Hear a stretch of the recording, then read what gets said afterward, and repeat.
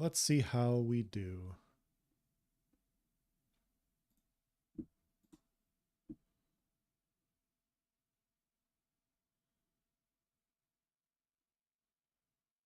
All right, there we go. Make sure Twitch is set up properly.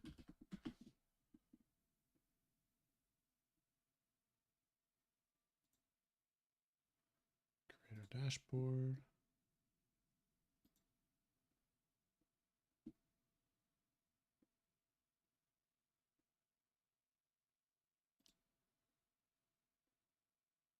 Perfect.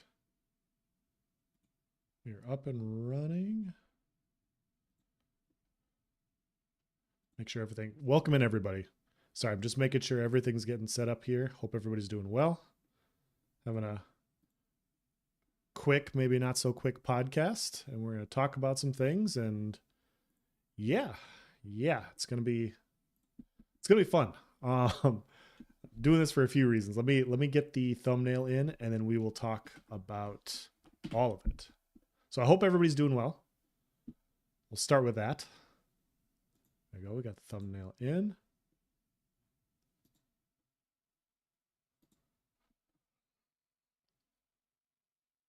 There we go.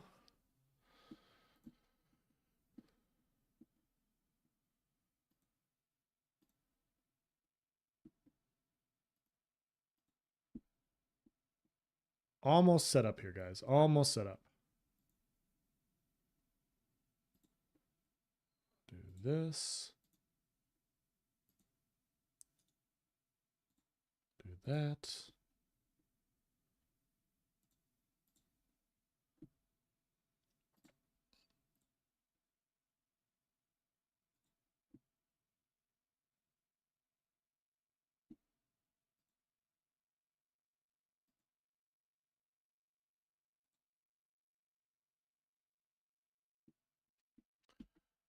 All right.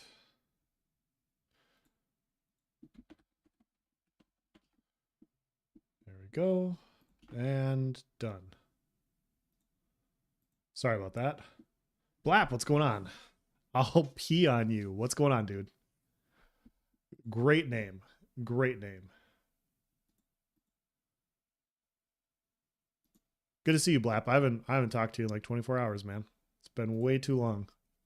Way too long. Time flies.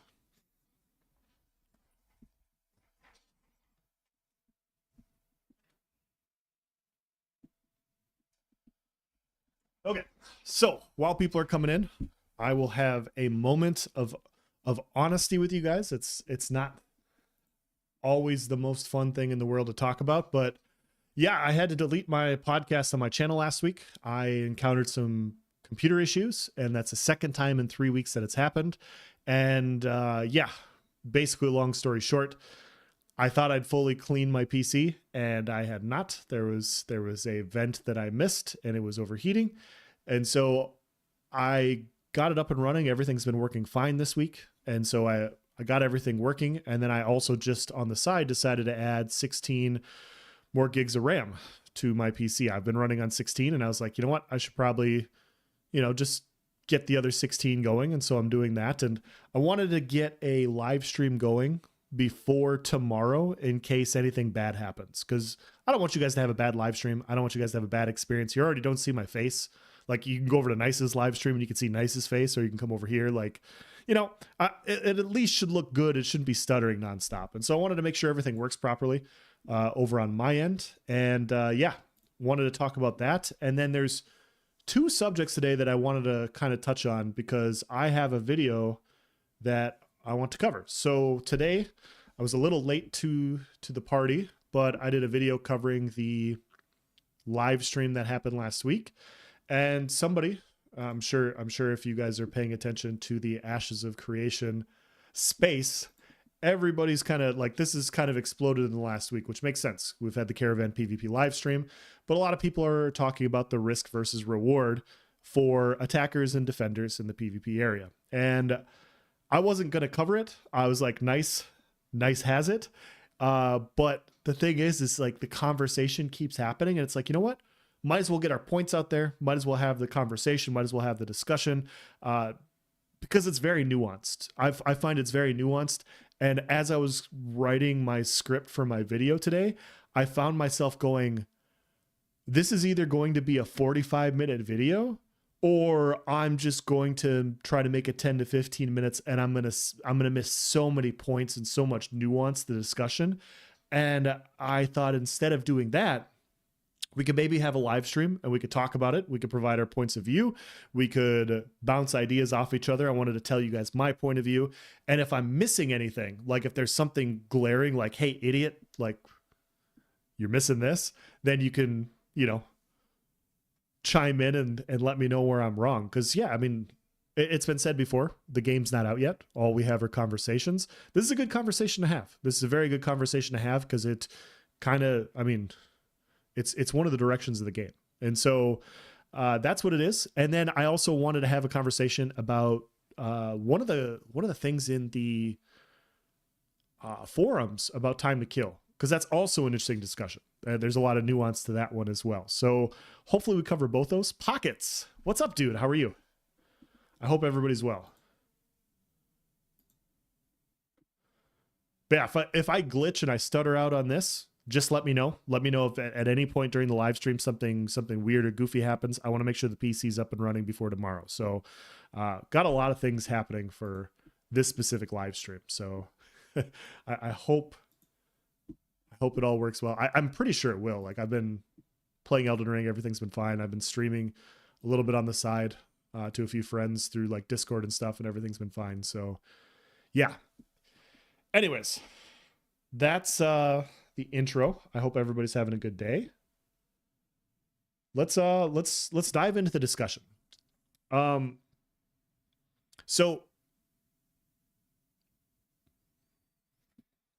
the big thing for me when I've been seeing this discussion, it's been going on for a little while now. I mean, I remember back in December, we had this conversation a few times about the discussion of risk versus reward, attacker versus defender. And a lot of the main argument that I've seen is that the defender, they're risking their resources. You spend a week, you spend a month farming all these resources, collecting wood or whatever, and then you caravan it across. So you're risking all these hours worth of time, traversing it across Vera, and basically you can lose it. And you also potentially lose the resource sink into the caravan. And it's very tangible. It's very clear and obvious, like what the caravanners will lose during it. But the question comes down to what the attackers lose. And a lot of arguments that I've seen are, well, all these, the caravanners are risking this. The attackers, if they lose, what do they risk? What's happening to them if they attack a caravan? If they win, they obviously take everything. But if they lose, like, is there enough tangible negative value for them to provide? Is there enough tangible negative value to actually make it a risk versus reward scenario for attackers and defenders? And I think there is. And that's what I kind of want to outline while talking to you guys, and feel free to chime in at any point in time. But I think that there is. I think there's at least enough to have a discussion on it. And basically, once we get into alpha 2 and beta 1 and beta 2, then we can start really tweaking these things. But I wanted to outline my point of view on this and, talk to you guys and, see if I'm off base or not. Sawman, what's going on, dude? They should have PvE servers. I keep beating that drum, man. It's going to happen. I believe in you. So if you guys don't know, Sawman's very anti-PvE servers, but he's been trolling every single Ashes of Creation forum. Apparently even my stream for it as well. So yeah, we should definitely have PvE servers. I completely agree. I don't, obviously. I really think that you should implement the same loot targeting as if you loot a body off someone you PvP. I feel it should flag you, not corrupt, but make it some risk to looting someone else's things. Sure. No, I haven't. I'm serious. Okay. He's serious, guys. I'm sorry. I was wrong. Yeah, that's a good point. That's a good point, Pockets. I think that's a good idea to look at it as well. I think there's a lot of questions that comes down to how the attackers will get rewarded, right? Like you even saw at the end of the live stream with Steven, he turned in a bunch of stuff and then they were asking for their cut and he ran out. Like how is that going to work out? I'm not exactly sure. Other than reputation, I don't think there's much. Alpha 2 will expose us for sure on how one-sided it will be. Okay, that's fair. Let me try to change your mind. We'll see. We'll see how good I do. But let's start at the beginning. Let's start at the beginning and we'll just I'll make it as quick as possible, guys, but we need to establish some absolute truth facts, right? In order to get to the point of Caravan risk versus reward, we need to accept some absolute certainties that can and will happen in Ashes. Number one, it is an MMORPG. We all accept that. Number two, progression is the name of the game in MMORPGs. It doesn't matter whether you're progressing in your artisanship skill trees. It doesn't matter if you're progressing via weapons and armor and PvP. It doesn't matter if you're a mayor and you're trying to progress your node. It's all about progression. All MMORPGs are all about progressing your character to be the biggest badass you can possibly be. I think we can all agree on that. Where Ashes of Creation differs from a lot of other MMORPGs is because it's a sandbox MMO. And so it's not linear. It's not a theme park where you go from point A to point B to point C. It will often be 2 steps forward, 1 step back, 3 steps forward, 5 steps back. You're going to have things happen to you positively and negatively that will impact your progression. Like sometimes, like let's say you have a freehold and that freehold gets sacked. Well, you went from having a freehold to not. And so that is negative progression. But overall, the main thing that I want to highlight with nodes is your progression is very, very important. Whether it's you want to do the main quest lines, you want to do the storylines that'll happen in your area, because the higher your node is, the more stuff you will get, or the fact that the higher your node is in the area, the more master crafters or higher level gear you will have as a PvPer. Obviously, we know as combat enjoyers over here on this channel, the better your gear is, the better you play. It's not always just about cosmetics. Sometimes it's about effectiveness. And so having grandmasters, crafters in blacksmithing and woodworking and these sorts of things will go a long ways towards your combat effectiveness, right? And so all these things matter. And so when we all load into Vera for the first time, it's going to be a proverbial arms race. I think we can all accept that this is going to be the case. We're all going to spread out. We're going to find our plot of land. We're going to work towards progressing our nodes so that we can make the biggest and strongest characters possible. And so I think all these can be universally accepted as truths. Like we want to progress. We want to improve our characters, whatever trees they are in, and we will do what we can to make our characters better than what they were before. And so you're going to see some jockeying for position with people going to specific nodes. Some nodes are going to level up faster. And part of the reason they're going to level up faster is through the Caravan system. The way the world of Vera is designed from what I've read, and if I'm wrong anywhere, at any point in time, feel free to call it out, guys. But resources are spread out throughout Vera. There are different resources in different areas, and basically they're designing it in a way to where it will benefit you as a Caravan driver to sell these resources in other nodes further away from where you got them. Because as the further you get away from your node, the basic term is the more valuable it'll be somewhere else, because they do not have that specific resource. They'll have something of something else. Like you could have ash, they could have ore, hypothetically. And so you can farm like 100 ore, and you can turn it in your spot for maybe 1 gold a piece and you make 100 gold. But if you do the 30-minute caravan ride, maybe it's 5 gold a piece. And so you 5x your return on doing these caravan trips. So by traveling it somewhere else, you've now made more gold. Or if your mayoral node sends out caravans, they are now potentially 5x or 10xing their returns. And so you see in these situations where if you have a node that's kind of introspective, and they're only farming stuff in their area and they're only leveling up stuff in their area, they're not going to generate, like even if they had the same amount of people, they had the same amount of people farming, you can see a node that is good at getting caravans out and trading with the rest of the world, or exchanging farther away. If they're just good at defending and getting stuff out, they're going to generate more resources. They're going to generate more commodities. They're going to generate more gold. It will benefit them to grow up quickly. Now, I watched Narc's stream earlier today, and it was, or Narc's stream, I'm sorry, his video. And it was pretty good. He talked about the vassal node system, and he's absolutely right in that point where at some point a main node will take over and all the nodes around it will become vassal nodes, and they're basically subservient to the main node. But before that happens, everybody is vying to be the main node. Like, everybody around you will attempt to be the main node. And so because of that, you will have some infighting with your neighbors attempting to be the main node, because you want character progression. You want to be the grandmaster crafter for blacksmithing or for woodworking or for whatever your progression is. And so people will be vying in order for their node to be that thing. And so if you see somebody gaining resources that you are not, you are going to attempt to knock them down a peg.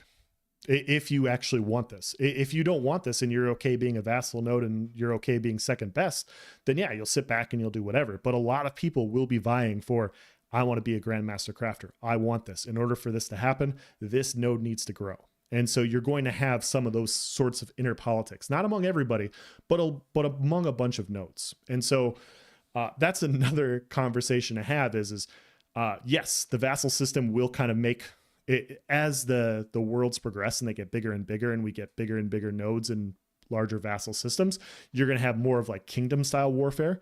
But early on, it's literally just going to be node v node, just bickering and fighting and infighting, trying to establish an upper hand. And how you establish an upper hand is you have better fighters, you have better resources, you grow your node faster, you get better progression, you get better weapons, and your characters are just better in that area. And you kind of take over. That's how you go about doing things.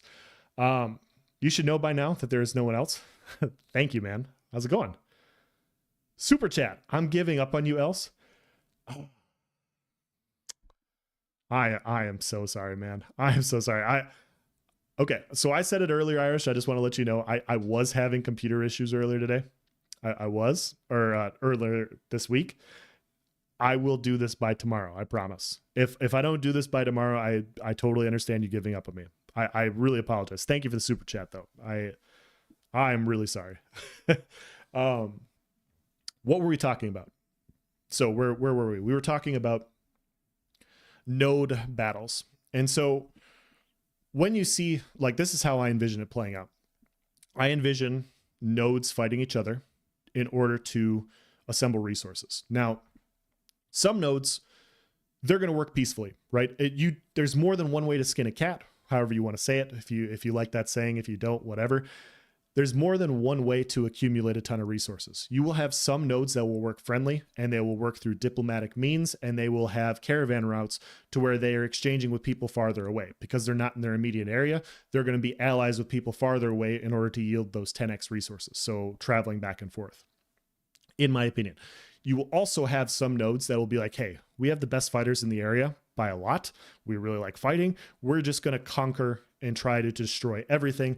And if you have resources, we're going to take them. If you want to try and take them back, good luck fighting us. And that's how they're going to go about attempting to do things. And there will be fighting military nodes, and there will obviously be more economical business or scientific nodes that will go the other route. And so how people assemble doesn't really matter.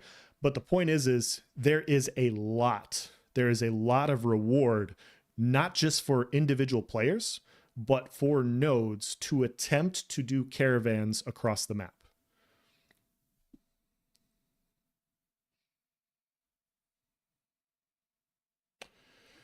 Man, I remember running into you on ESO. Glad to see you interested in this as well. Super excited for this game. All the nuances that will be incorporated are going to be amazing. I completely agree.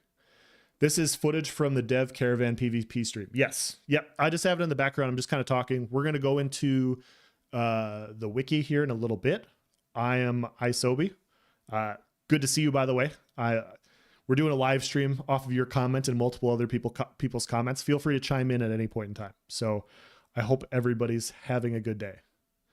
Um, doing great, man. Just got off work. Are you playing the alpha or is this? Oh, okay. You guys are commenting to each other. Yes. I missed that. My bad. So yeah. So because there's inherent value in going out and taking these caravans, the value is getting these resources. Now, this is where it becomes a gray area. What Steven, you're on a roll. You should do this more often. You think I should have a podcast? Does that sound good? I think I should get a co-host for a podcast. What do you think? Maybe I can ask like Nice Gaming or something and see if he wants to do a podcast with me.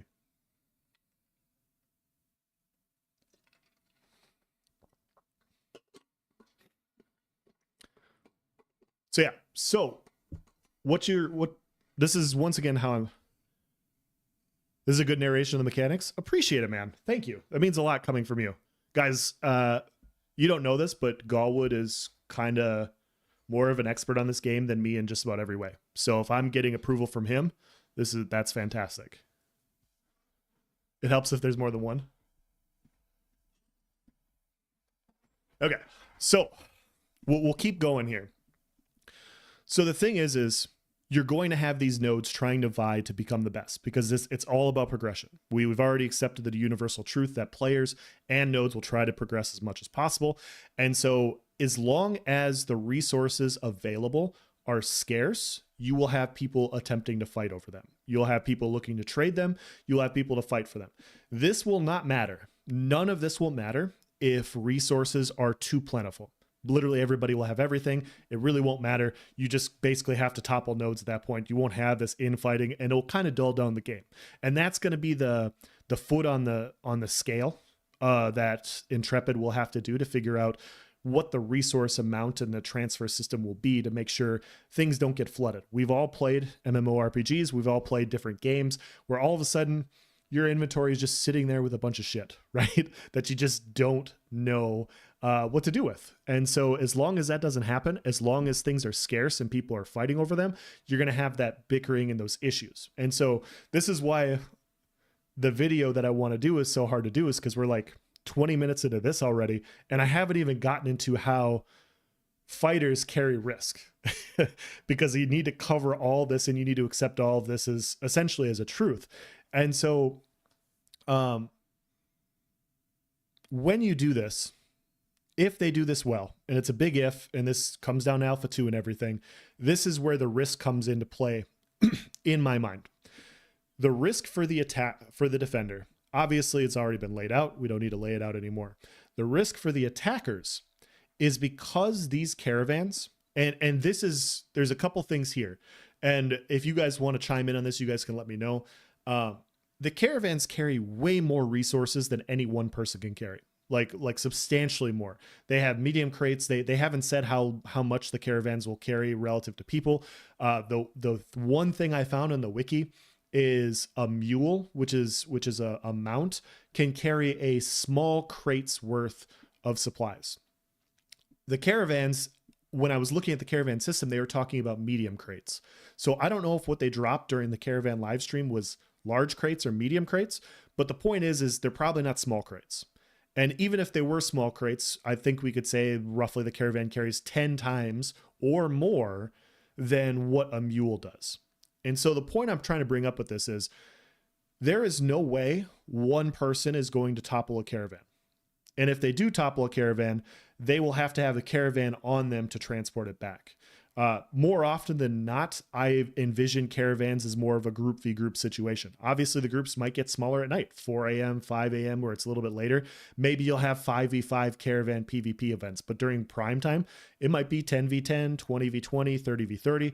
Like, you'll have bigger caravan events. It very well could specify in like the area that you're at, how powerful those nodes are, and if it's a mayoral caravan or not. But the point is these types of fights will more often than not be group v group. And so what happens is when you topple a caravan as an attacker, you now become the defender. You now, if you want to take everything out of that caravan, you need to bring forward your own caravan.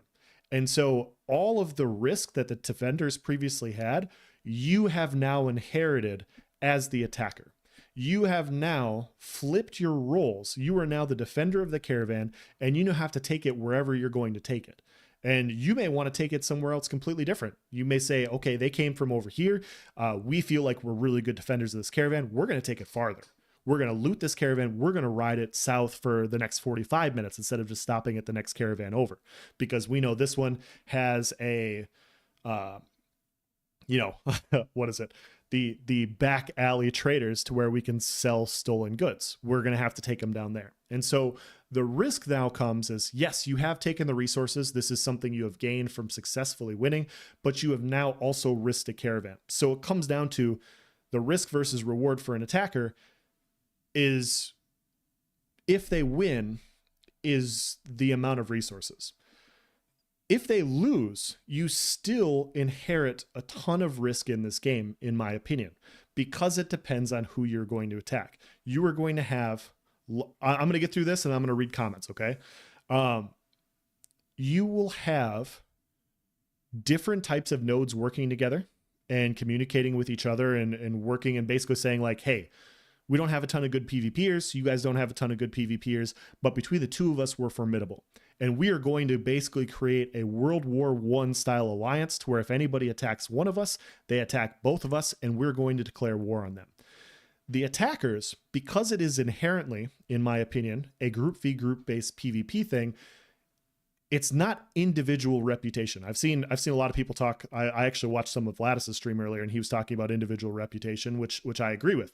In this situation, people aren't going to keep down people in individual names, but they will keep guild names down. And if you're getting raided by specific guilds, people will remember those guilds. So if Envious comes and raids one of my guilds, we all know Envious. I mean, they were just in the live stream.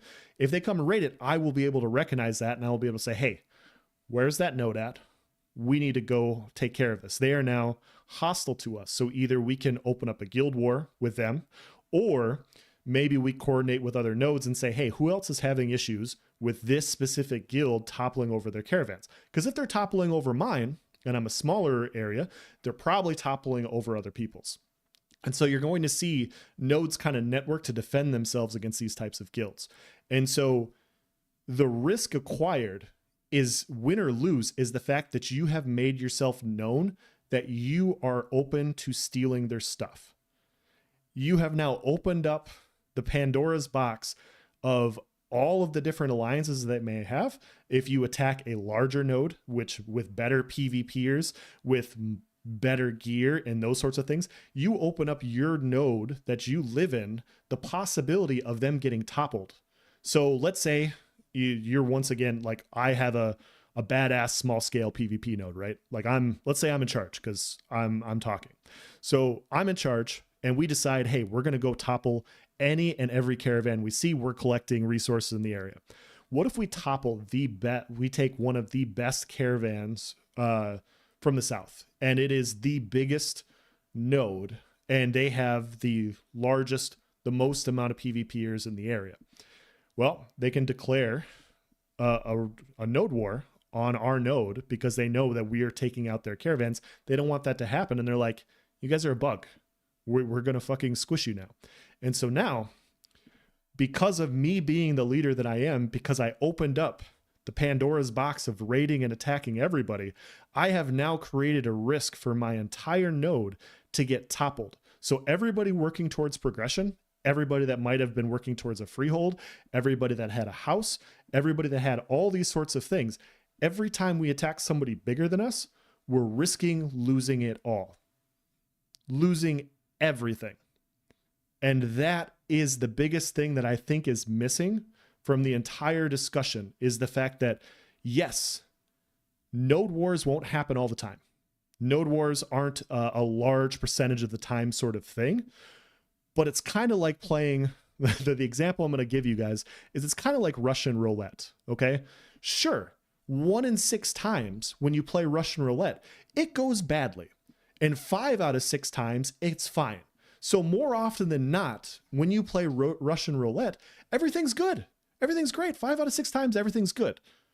But the reason you don't risk it is because when you lose, it's over. It's over. It's done. And so people don't willingly go, oh yeah, I'm willing to roll 15% of my life into this situation. And I know that's an extreme situation, but this is what's going to happen. There's going to be a lot of people invested in nodes as it progresses. And as the nodes get bigger and bigger, you will see mayors clamp down more and more on raiding potential caravans from other nodes that could topple them. Okay. I will take a break and we'll stop there. I really wanted to get that point out before we talked any further. All right, going back to read comments. Wow, you guys provided a lot. Hold on. You should call it the voice of error or something. Yeah, it sounds good. HD, what's going on?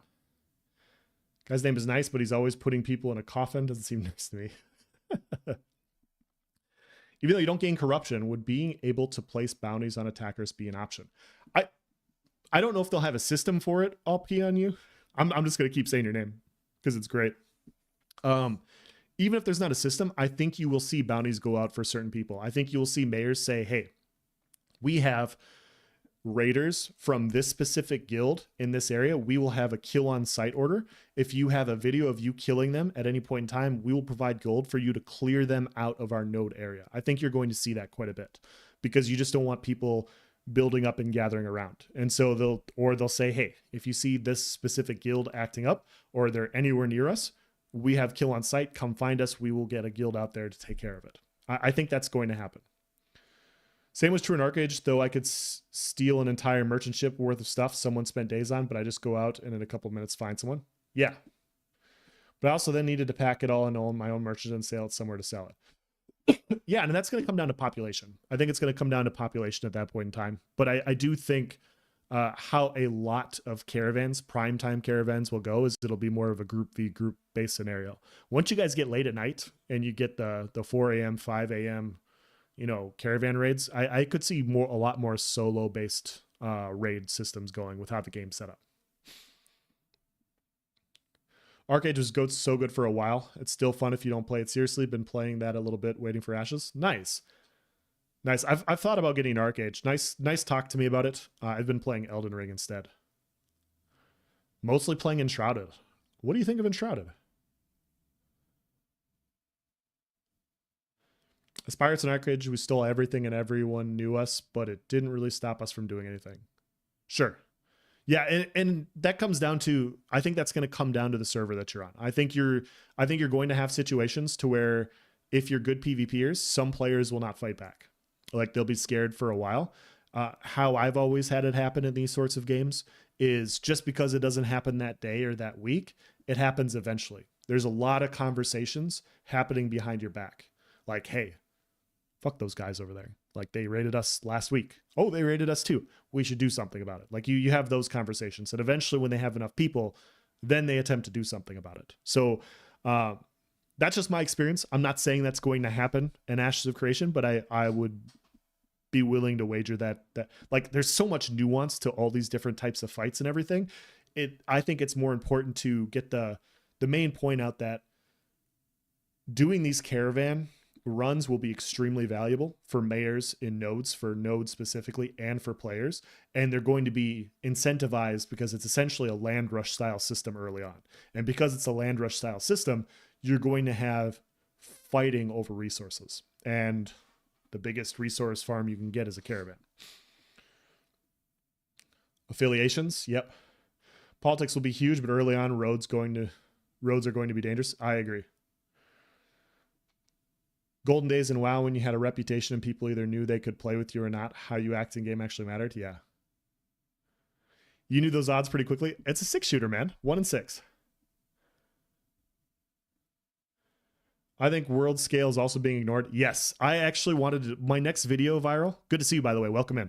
I wanted to do a video discussing the world size and like overall importance of it. And then this kind of conversation kind of got dropped into our lap. And I was like, hey, we should have a conversation with the community about it, kind of talk about it. And if I'm way off, or if you think I'm off, please talk to me. Like I'm not, guys, I'm never going to say that I'm absolutely 100% right. I just think that there's a few pieces that are missing in the conversation. That's all. Definitely in groups. I just mean like if we happen to lose, what we got for free was really whatever. Sure. Enshroud is incredible, addicted to building with both high towers and underground dwarf caves. Okay. I think it's important to note that creating a rebel alliance isn't your only option. Evasion is a strategy, and so is trying different tools and methods. It's okay if you're not a social player and can't run a caravan across the world by yourself. There are other ways to make gold in a PvP. Absolutely, absolutely. And that's the thing with the sandbox style game. You're not stuck doing one specific thing, right? If you are a node, like let's say you're the mayor of a node, Galwood, right? And you're a small node and you have a small group of people, but you have 100 people from another node in your area literally trying to take everything that you have all the time, and you can't do anything about it because you don't have enough people. You're going to have to take other avenues. Like you don't launch a caravan into 100 people standing outside of your node. Like you just don't do that. You're going to have to approach it in other ways. Maybe you reach out to other nodes to say, hey, like we're getting the shit kicked out of us right now. I'm sure you guys possibly are too. Maybe we team up. Maybe we work together. And yes, like those sorts of tactics. Maybe you send out your nodes, like you said, at night. Maybe you do these sorts of things, and you minimize that risk. I think a lot of the things you're going to see is people using unique strategies to. Some people will be brawlers. Some people will fight, and some people will say, "Hey, I'm not a great PvPer.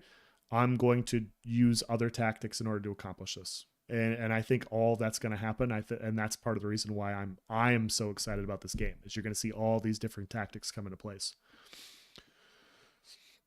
I just see caravans ending up as a big core part of it, and people really go out stacked to attack to defend it. It won't really be like a casual thing. Yeah, I think especially the big mayoral caravans in the major areas, I think absolutely they will. And I think you're going to see a back and forth fight. Just because you lose it the first time doesn't mean you can't come back. Like the caravan live stream that they had, I mean, it was severely outnumbered. They lowered the amount of healers for one side. They lowered the amount of players. But those players came from that node and they came right back. They came right back to fight all over again. Just because you lose something doesn't mean you can't get it back. And so just because you lose something doesn't mean you can't go to that node and say, hey, we were dropping this off. Our mayoral node just got attacked. We need people. We need more people. We got hit by 30 people. We're going to need at least 40. And people are going to be like, hey, I'm in this node. I'm a member of this node.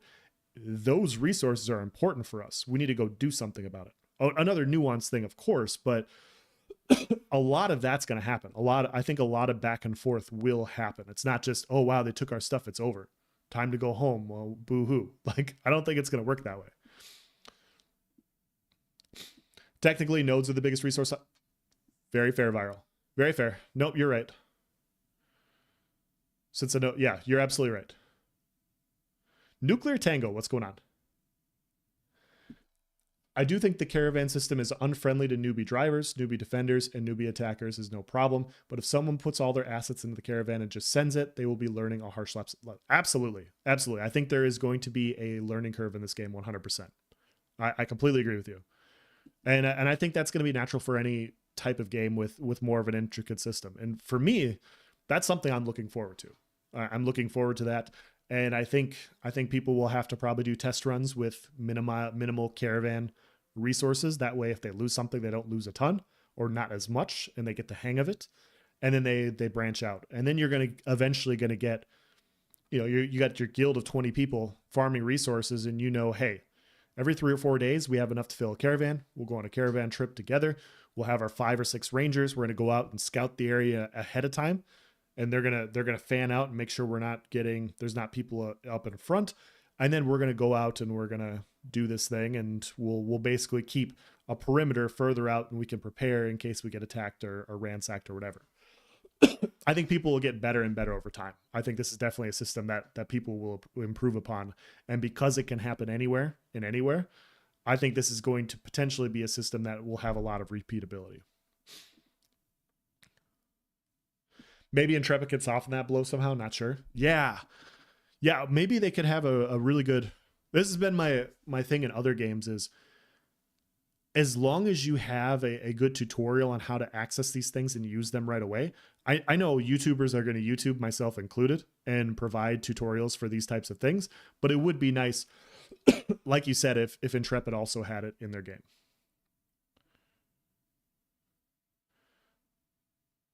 I'm here for all the kind of content, completely organic, unscripted, isn't really a scheduled thing. Yeah, me too. 100%. Most great, good games have those learning curves. 100%. I completely agree. Yeah, I just started playing Elden Ring 2 weeks ago and 3 weeks ago. Sorry. And yeah, that's got a serious learning curve. I just started dueling last week in Elden Ring, and the learning curve on PvP in that is holy shit. So, yeah.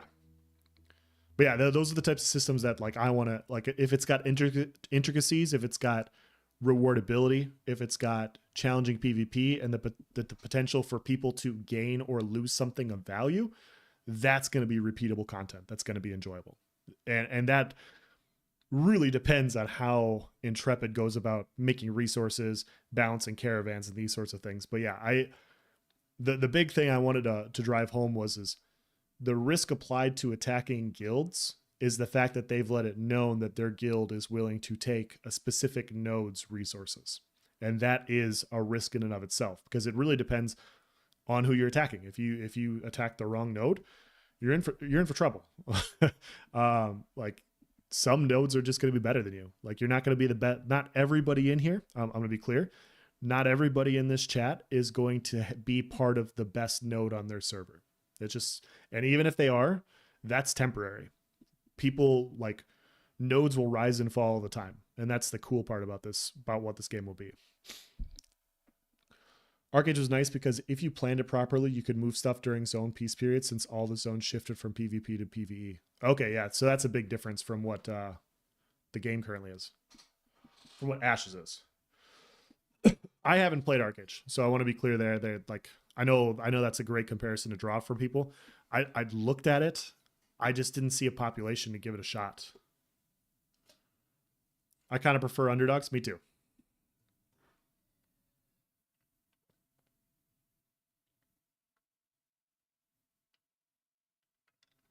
Sorry, I need some water. I talked a bit there. Kind of prefer underdogs. I like a small but very like well coordinated group of people that are willing to just say, you know what? Doesn't matter if it's 100 or 200 people. If they're gonna try to attack us, we're gonna lose, but we're not quitting. Like those are the types of people that I like to play with, because sometimes like you're just gonna get hammered by a group. Sometimes it's not gonna go very well. But as long as you have the I'm stubborn as shit, I don't give a shit, we'll figure it out point of view, we can play together. And the more you have those people, the more you grow. You add 2 or 3 people, you add 4 or 5 people, and eventually you just become more and more of a force on the game that you're playing. But yeah, that's typically how I approach it. I'd much rather have like 3, 4, 5 people that have that fuck you attitude. I don't care what happens. Like we're gonna figure it out. Than have like 100 people, and the minute something bad happens, half of them leave and they go to the next best thing. I don't want to deal with that type of turnover at all.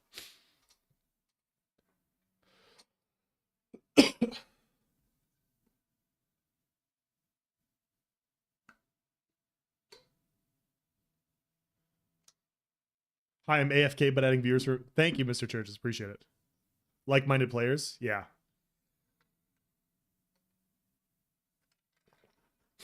Yeah, so like when people have asked, like Nice and I, like if we had 100, hypothetically, if we have 100 players in a guild that are all like that, like, hey, yeah, we're gonna have a node come over and they're gonna try and like I want to do some things PvP wise to get in outnumbered situations. So if we have 100 people, I want to do things to upset 200, 300, 400 people.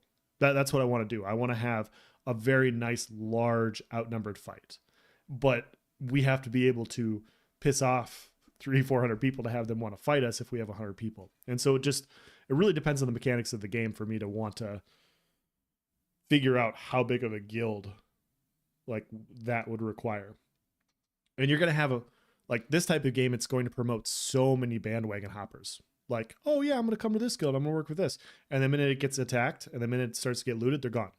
And they don't really matter. Though those players are just going to jump to whatever the best thing is. And they're just out for themselves because they care about their own personal progression more than anything else, which is fine. It's just something to keep in count. My comment is more so on the balance of risk versus reward. Many people I have spoke to seem to think that attackers will have an equitable reward. Did I miss your first comment? I'm sorry. I did. I'm sorry. Yeah, one thing I think many have missed is discussing the rewards for the attackers. And with materials being sunk on caravan destruction, the attackers will never have the same level of reward as the original defenders will have. That's a good point too. I don't know if you missed my point of view, Tango, but um, yeah, your reward is slightly smaller. That comes into account. Your risk, your risk is the fact that you've now let people know that your guild is opening to toppling like a specific node's resources. And so that opens you up to guild wars.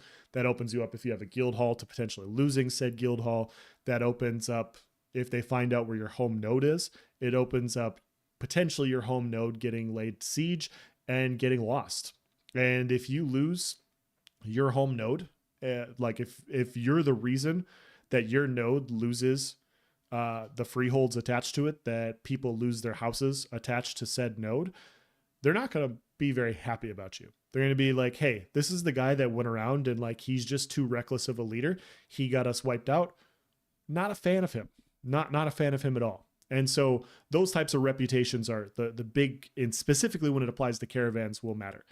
But the thing is if you do have a big guild, or you have like a 40 or 50 person guild, and you have one person that's working with other people to topple nodes and to topple caravans, and they're like, hey, your guy over here is doing this.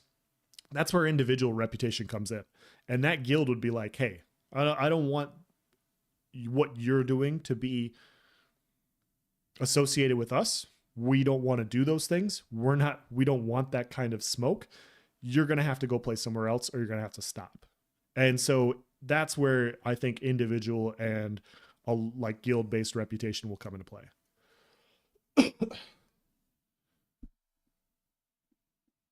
I may have missed it. I joined late. Attackers will also have less risk. They will absolutely have less risk, but their consequences for what they're doing, in my opinion, will be greater. So they have a less, like, they're not losing resources. They're not losing this or this or this. But if you're attacking one caravan, you're probably attacking more than one caravan. If you're attacking a lot of caravans, you're probably, and once again, it's the nuance. You're probably attacking a lot of neighboring caravans, and those neighboring caravans and neighboring nodes might want to do something about it. And they might want to say, you know what? We're going to oust these guys. You just attacked 5 different nodes. We're laying siege to your node now. You have more resources than us. We don't want to be your vassal node. We don't want to deal with your nonsense. We're going to take over.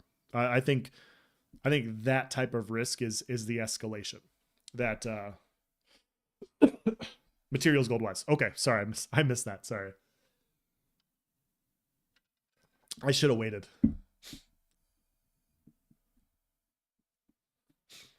There's no way to make attacker risk match caravan owner risk.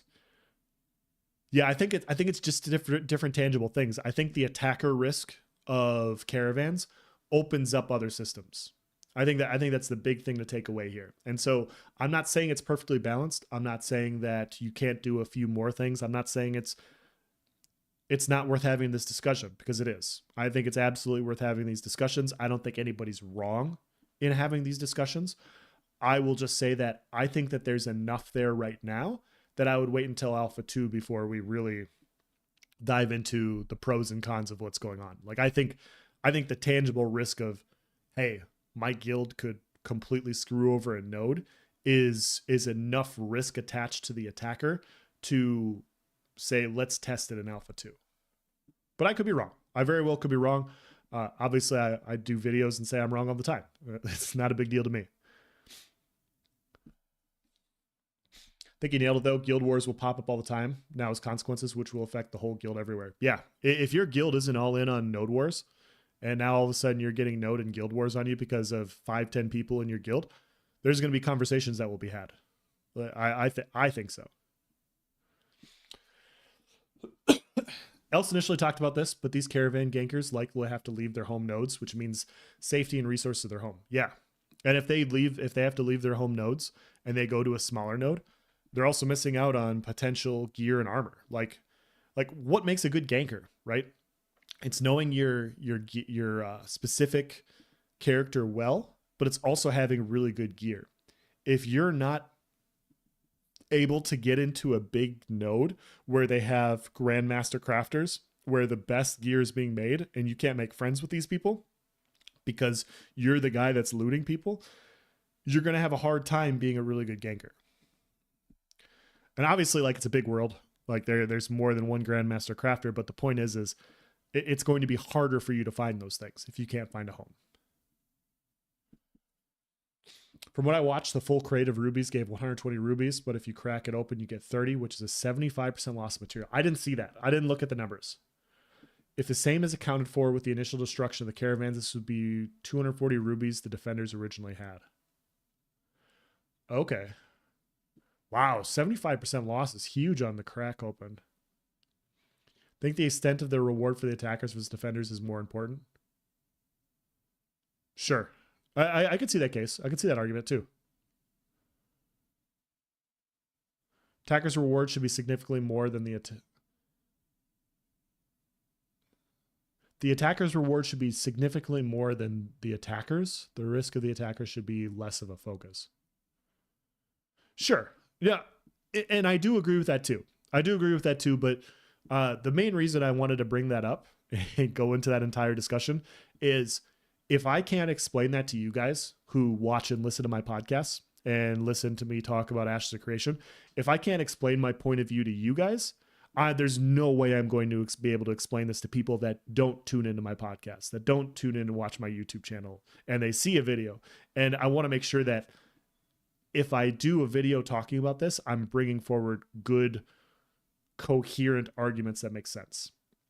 And so, but yes, the one that I've seen a lot is people talking about the risk for the attackers in caravans.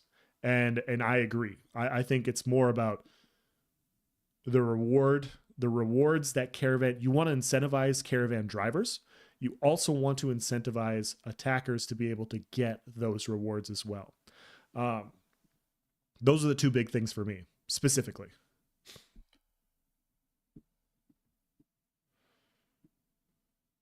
Was it 100% if you picked up the whole crate with the caravan, though? I thought so. As long as you didn't open it, I thought it was 100%. But I could be wrong. The across sea crates is what it's all about in Arcade. I think that's what it's going to be about in this, too. Contain, good to see you, man. At least that's what I hope. I kind of want to be a pirate.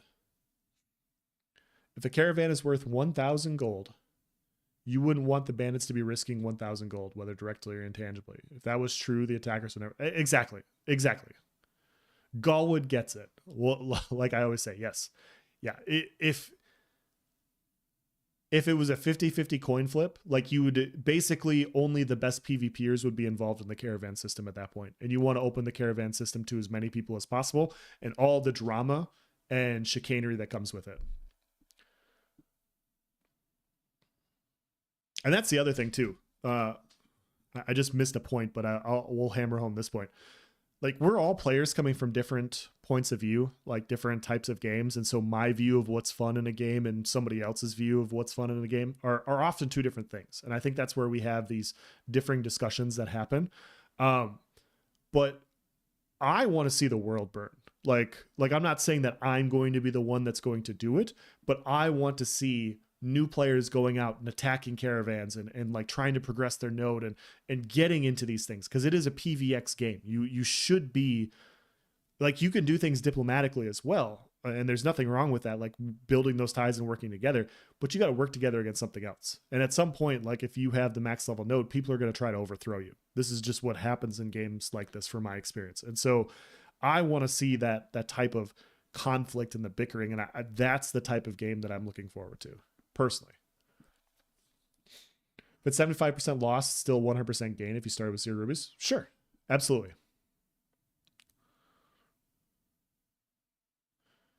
Nice gaming. Okay, what'd I miss?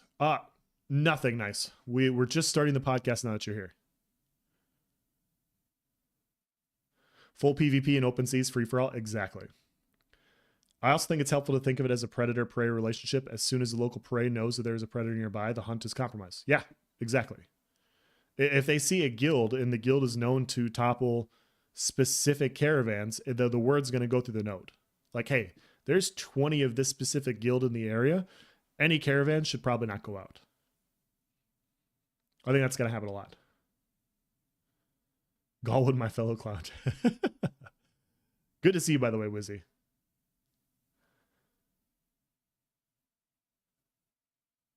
Yep.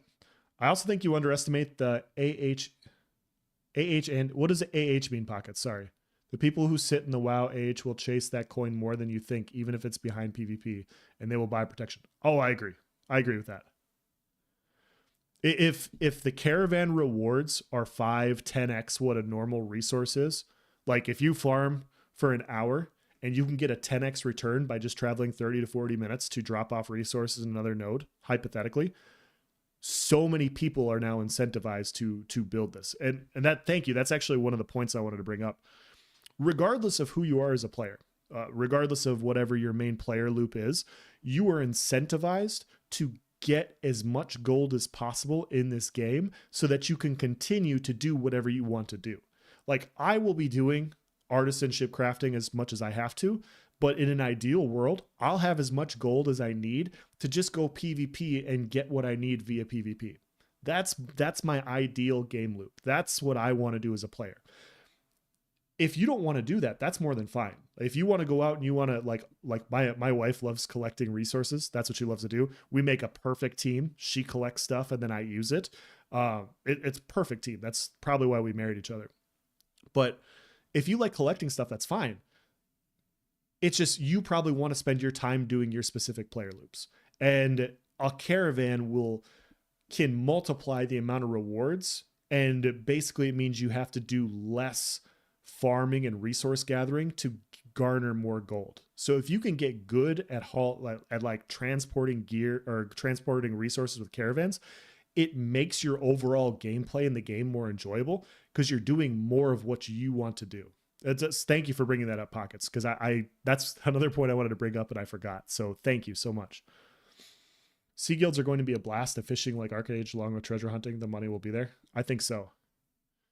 Good to see you. I hope you're doing well despite you being repressed.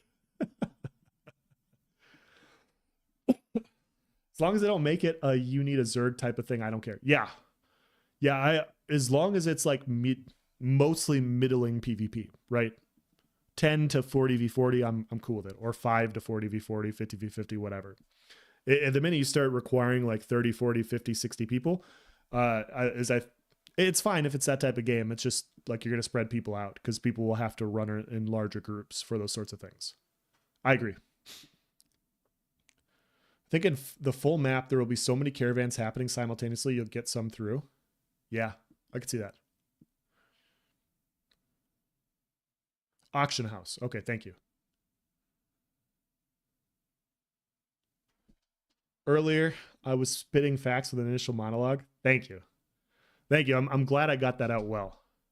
Now I'll have to see if I can do it again or if I just copy it. Gold will be used to burn on enhancing your gear. My goal is to be such a good merchant that Merc Guilds DM me asking if I have caravan runs ready to go. Galwood, if we're on the same server, my goal is to be such a good Merc Guild that I will outsource my protection skills to people that are willing to pay me for it. So that works hand in hand. That's exactly what I want to do. So you can also break into the crates or the cargo itself instead of hauling the cargo as a completed shipment. Doing so reduces the number of total resources so that you can gather from the crate. So a portion of it is sunk into the system, and then a portion of it gets sunk further if you choose to break open the crate versus attempting to haul them back. Sure. Trying to catch up on chat. My wife won't play games. She said, who will do the housework? I paused and said, good point. Better you don't play. Oh, shit. I knew we were counterparts in some way. That's what I'm saying right now. More curious about if all crates drop and retain all materials and don't drops, it's 100% return. Sure. But to bring a Zerg to require to successfully run a caravan as a drag, I agree. Like, I want this to be a group v group based game. Absolutely. I want there to be a place for larger, big groups, aka Zergs. I also want there to be a place for like 5 and 10 man groups, smaller group based things to thrive. So, and maybe that just means you maneuver around the map to find the stuff you want to get. Maybe you stay away from the bigger nodes where there'll be more people. Maybe you go to the smaller nodes where you can find those types of fights. I don't know. That's going to be one of those, like, we'll have to see how it plays out.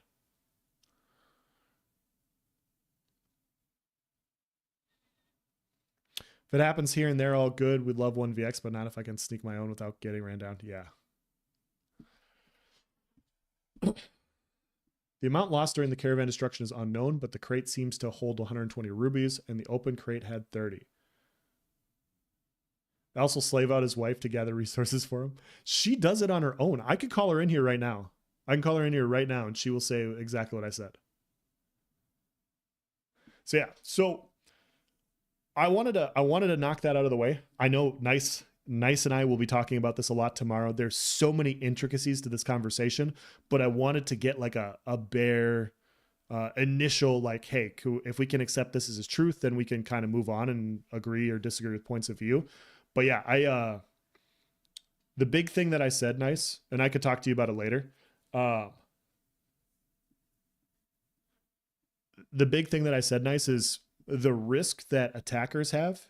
The percentage isn't as large. It isn't as tangibly known as a defender, but their risk is way more substantial. And the point that I was trying to make is the risk that you have as an attacker is you make your guild known as a hostile combatant to a specific node.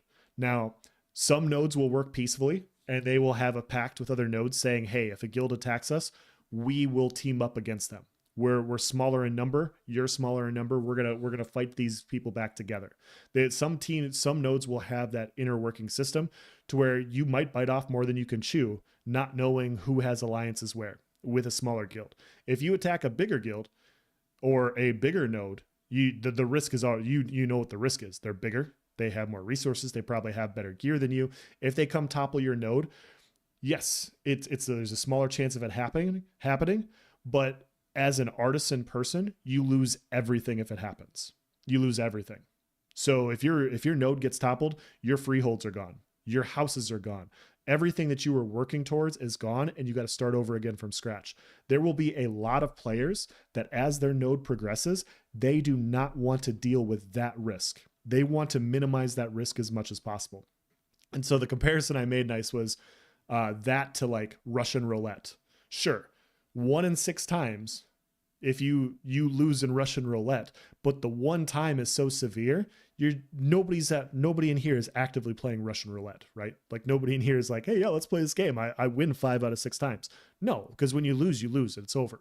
That's the way Ashes is going to be for these attacking guilds in a lot of situations, if they continue to attack and they attack too many of the wrong people. All right. I'm a bit out of the loop. What investment do the players conducting the caravan have to make? Is it player harvested materials, or is it just a mission that you purchase? So Corey, good to see you, by the way. Welcome in.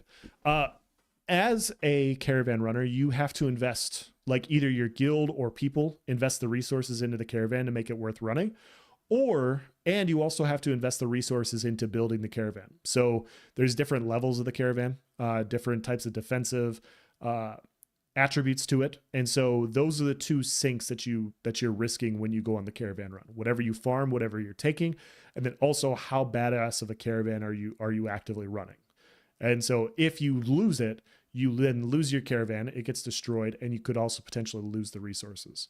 But the reward for the caravan goers is the fact that in this land rush style game that we're going to have when it comes out, you then amplify or you multiply the amount of resource return you get, which keeps you playing the main player loops that you want to play. And it also allows you to progress your node more quickly than other nodes that would potentially just build internally. And if you can do those sorts of things, you then progress your node to a point to where you have more than people around you, and you have a better chance of having Grandmaster Crafters, of being the bigger node of the area, being like, big kid on the block. Like that's all the benefits that you could have.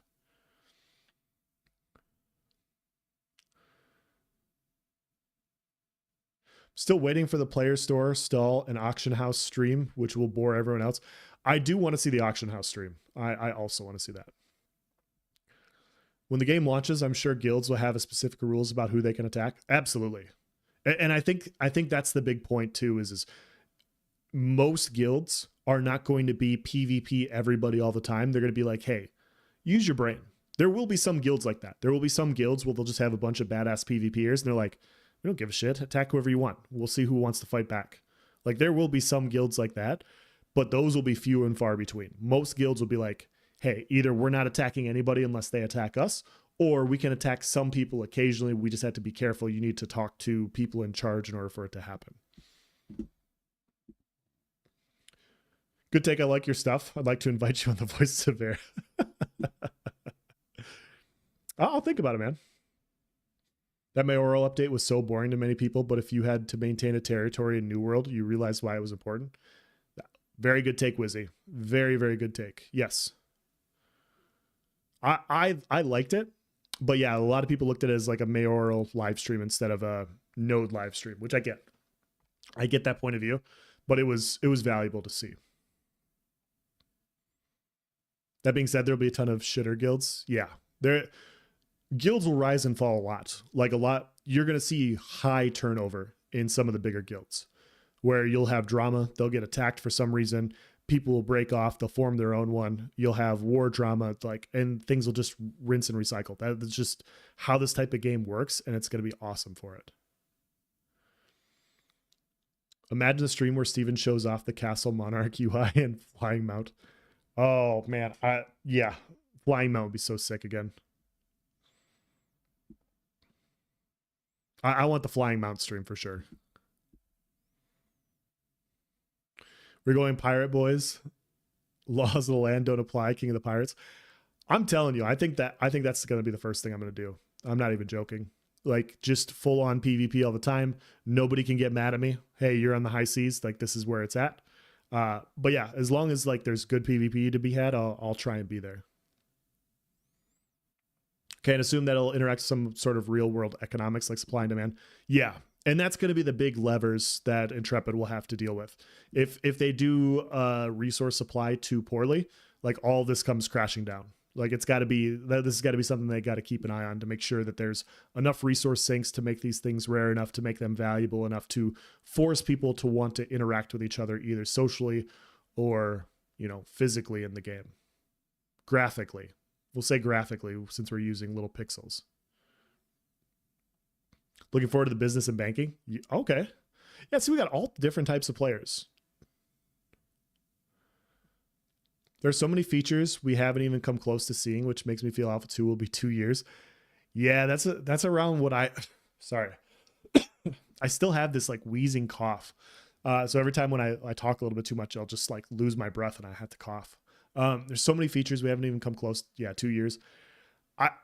I think Alpha 2, generously, like the most optimism I can say is it's going to last a year, like on the short end. I can't imagine Alpha 2 lasting 6 months. I think it's going to be a year on the short end before they start Beta 1 and Beta 2. I envision 1 to 2 years for Alpha 2. And we'll know more once we get into Alpha 2. For sure, like how much they're showing us and how much is left, we can have a pretty good idea. It'd be like going to public event for your company and they're like, remember, you represented us, your actions will reflect your company and culture type. Yeah. No, and yeah, I want to say like Vladis has very good takes and he had a very good point this morning. If you get attacked by a bunch of random people, there's nobody that's going to be out there that's going to be taking individual names like, oh, Nice Gaming and Viral and Nuclear Tango attacked me. No, they're not going to care about that. But if you guys are all in the same guild and you guys are, PvP guild XYZ, that's the name that they're going to focus on. And if you make a name for yourself toppling too many of those, that's the risk you're going to inherit as a guild. Because most guilds, I would imagine, I think there's going to be very few guilds that will not be attached to nodes. And so because you're going to be potentially attached to nodes, you're carrying the risk of your node progression when you act out like that. In my opinion, of course. They'll barely have all the classes in 6 months from today if Bard is in prototype. Yeah. Yep. Yeah, I think we're a good 2 years away. If I were to say, like, I think optimistically 2026 is the earliest Ashes could come out. 2027 is more realistic. That's how I kind of envision it. And I have no idea what it's going to look like, but that's just kind of like my ideas. Having no corruption on the seas is basically Steven adding the pirate faction from Arcage. Question is, can they work together? I think not. Yeah, that's gonna be the question. Will PvP pirates work together to basically landlock everything else?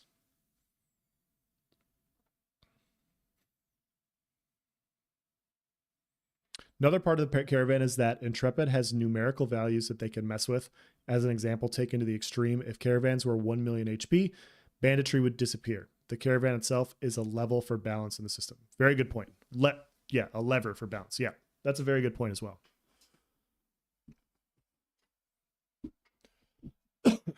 And the other thing that I was talking to Nice about this earlier.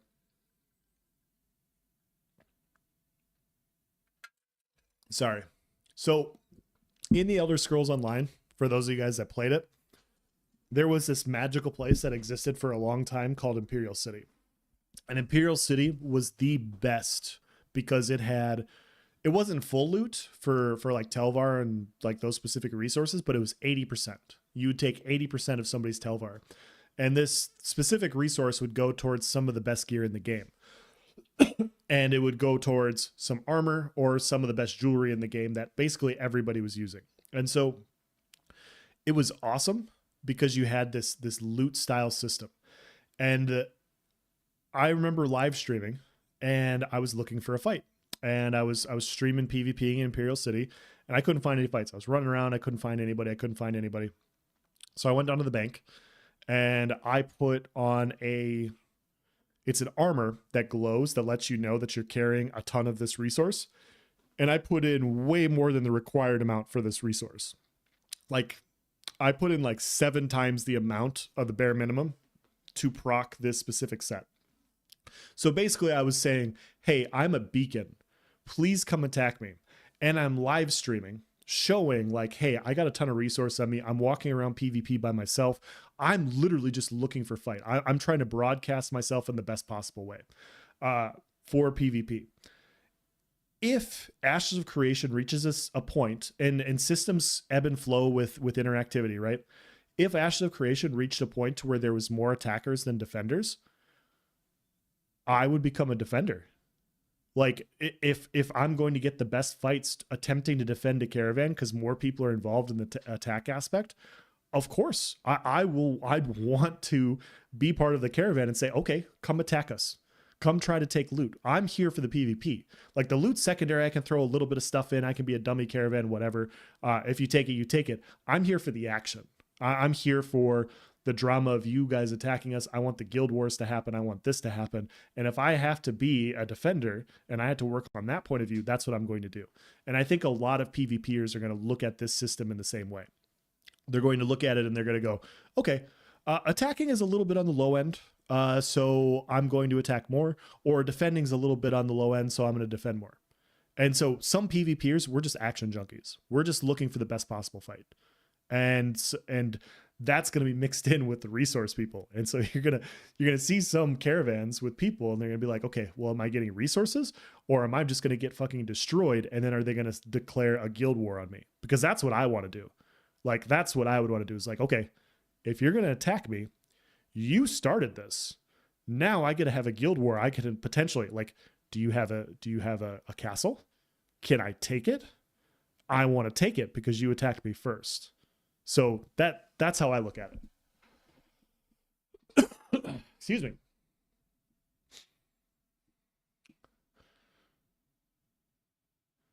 All right. Do you feel Alpha 2 for 1 to 2 years is too long? Will it hurt the game? I don't think so. My belief is Baldur's Gate 3 development was 3 years and it turned into Game of the Year. As long as they're continually iterating and improving on their process, however long that takes to bring out a polished product, you're going to see like a good thing for it. That's my perspective. I don't think 1 to 2 years is too long. Obviously I would like it to be 6 months. I'd like to be completely wrong and it comes out in like 2025. I just don't know. I just don't know how much they have done. They going any gunpowder in this game? No gunpowder. I don't think. See, going for a year, Steven holds stuff much closer to his vest nowadays. I'm sure much stuff is further along than we think. Yeah, and I mean, they also have a development team that's growing, and so I could see it slowly escalating. So I very well could be wrong. Gang City, Nightblade City. I was a Nightblade main. I'll admit it. I was a whale. I was a whale. I was looking for a fight, man. I was just trying to get PvP. Imperial Physique, yeah. Narc did make a good statement in Mobile Battlegrounds. Most of what he said, I agreed with. I agreed with most of what he said. What was the point that I can't remember. If it comes back to me, I think I said it earlier. There was one thing where I was like, I don't know about that. Can't wait for 100 Renkai to descend out of the hills and wreck my caravan. It's gonna be epic. Dude, tell me about it. That first caravan where you got like 5 or 10 people and then 20 rangers open up on you is gonna be hilarious. Defending from the start in the long run will be interesting. The rewards for defending over time could be well worth it. Yeah, I agree. Else has that Steven. Dude, it's not going away. I've had it for like a month and a half now. I've had this for like a month and a half. It just will not go away. Preparing for Alpha 2 to be online less than we expect and have less content than we hope, and that Steven will not show a bunch of things in Alpha 2. I'd be happy with that too. With what we saw last week from a combat perspective, I'm happy with that. I know it's rough around the edges. I know there's a lot of things they have to work on. I'm very excited to get in and test that. And the fact that we have 6 more months, I'm comfortable. I'm more than fine. If Alpha 2 is up 50% of the time, that's more than enough for me. Maybe that's optimistic. Not sure. Sure. Yeah. I don't know how long it's going to be down when they do their downtime stuff.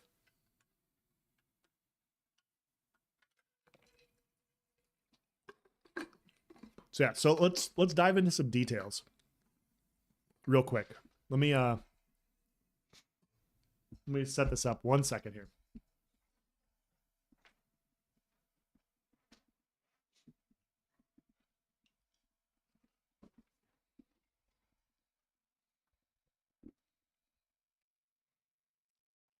Have they stated what the max level will be at the end of Alpha 2? I assumed it was like level 30, but I could be wrong. Okay, let us. Want to make sure you guys aren't seeing anything uncouth on my channel here. All right, display capture. There we go. All right, make sure we're up and running here. Let me move some stuff to the side. This is a little bit too big, but I figured we go to the wiki and we could look at a couple things. And if you guys know more than me, let me know. We'll make it about that big. I think that's about the right size. I'll go a little bit bigger. There we go. Maybe we'll get rid of this image too. There.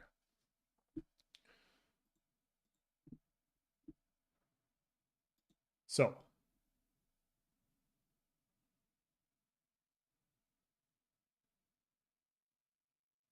they have to maintain a live development operations team for it, and that costs money, so we'll see how it goes. That's a good point. That is a very good point.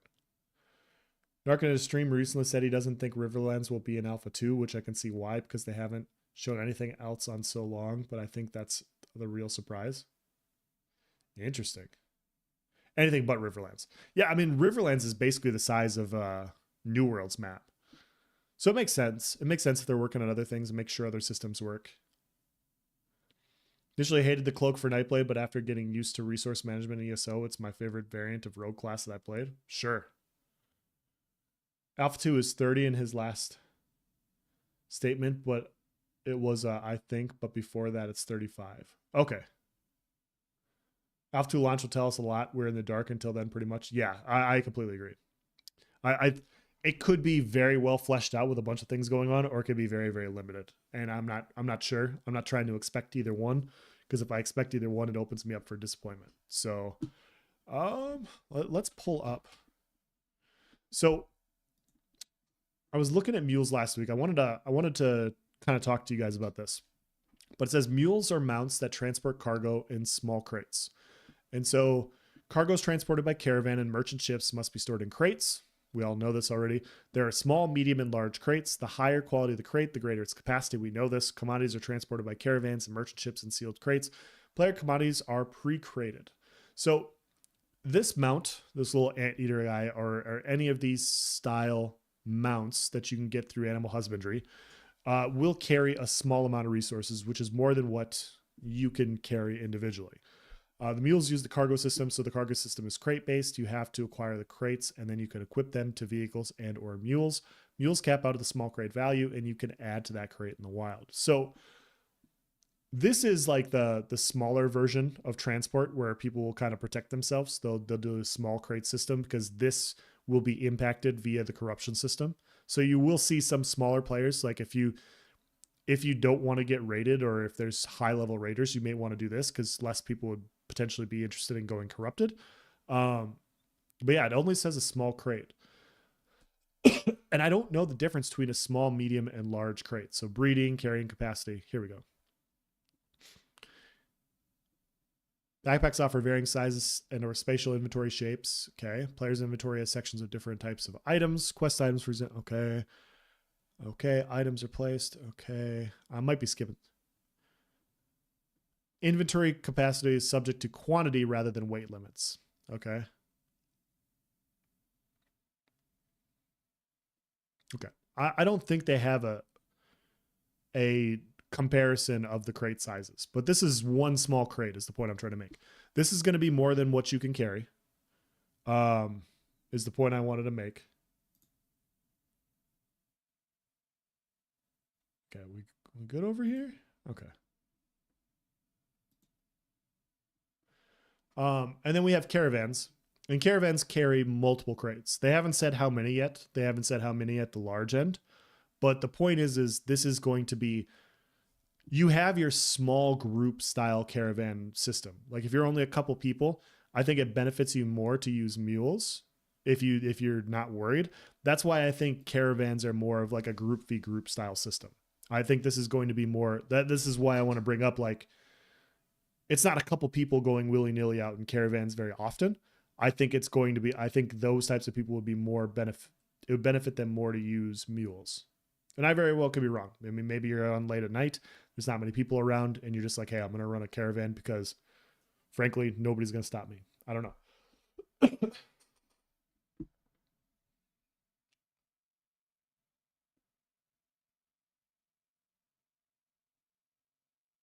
I was hoping balancing would be a major focus off Alpha 2. That will be an impossibility if we can't test max level. Yeah, I don't think there's going to...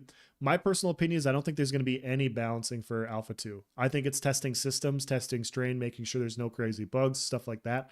I think stuff's going to be broken from a combat perspective until Beta 1 and Beta 2. That's how I view it. But I could be wrong. I don't know how many developers are going to have on improving everything, but I envision that's how they're going to go about doing it.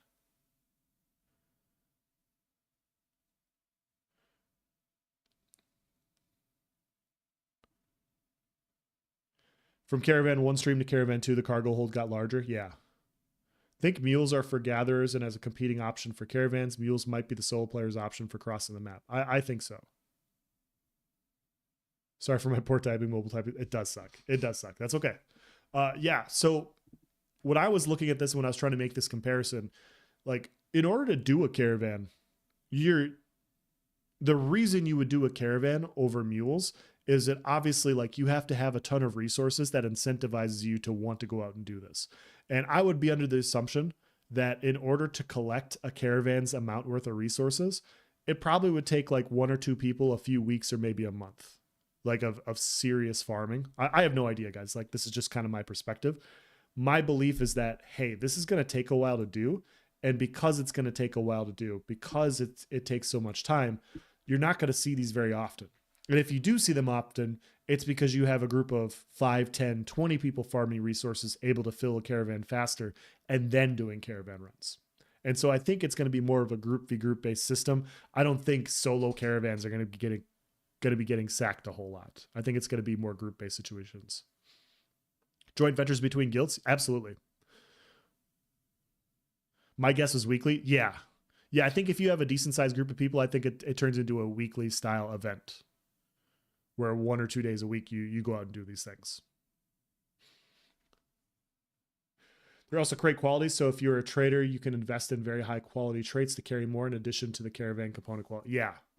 Yep. So yeah, so I think when you look at these, you have to also evaluate it as, okay, you're going to bring in this amount of people to do these types of caravan runs.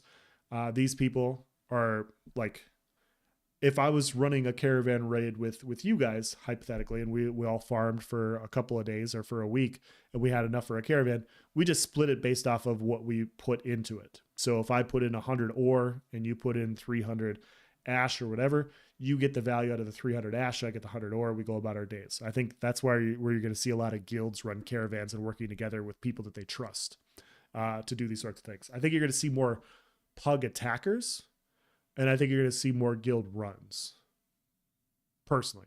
And that's just pure speculation on how things are going to function. I think players in splitting gear and splitting resources will be less likely to trust people they don't know. And so they'll be more incentivized to run with a group in order to do these caravans. Whereas an attacker, you're like, okay, well, if I lose, I just go back to my keep.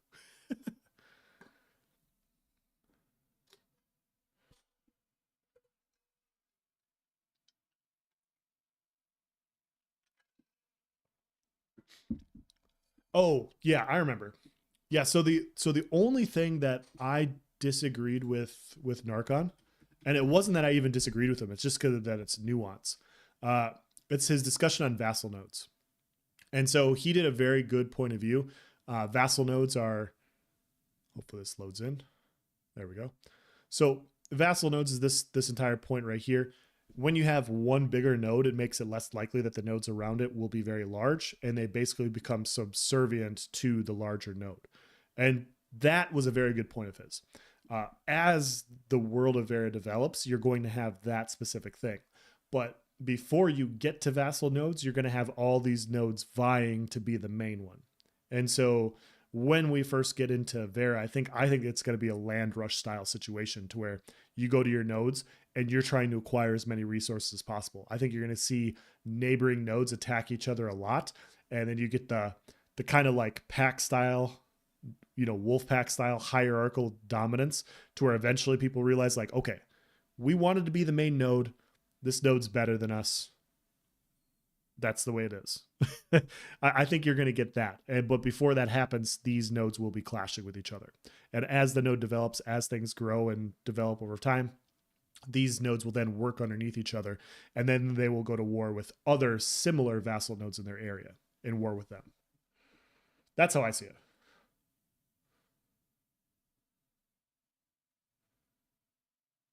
I think caravans will have the advantage in organization, planning, and dictating the time and path they travel. The raiders have to anticipate and adjust. Yeah, I completely agree.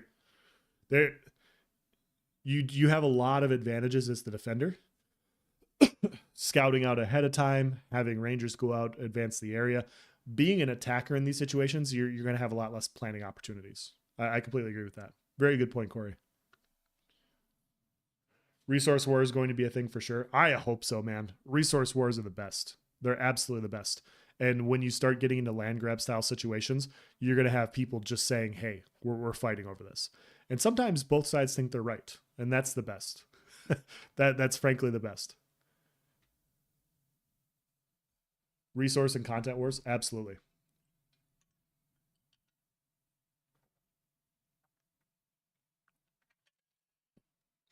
So yeah, so we've talked a lot about caravans. What else can we go into here real quick? We got raids, we got guilds. Where are the guild wars at? Because yeah, I think when you start looking at the resource size of a caravan, I think it's acknowledging like, hey, this is probably going to be a bigger group, or one person spending a shit ton of time hauling resources himself. That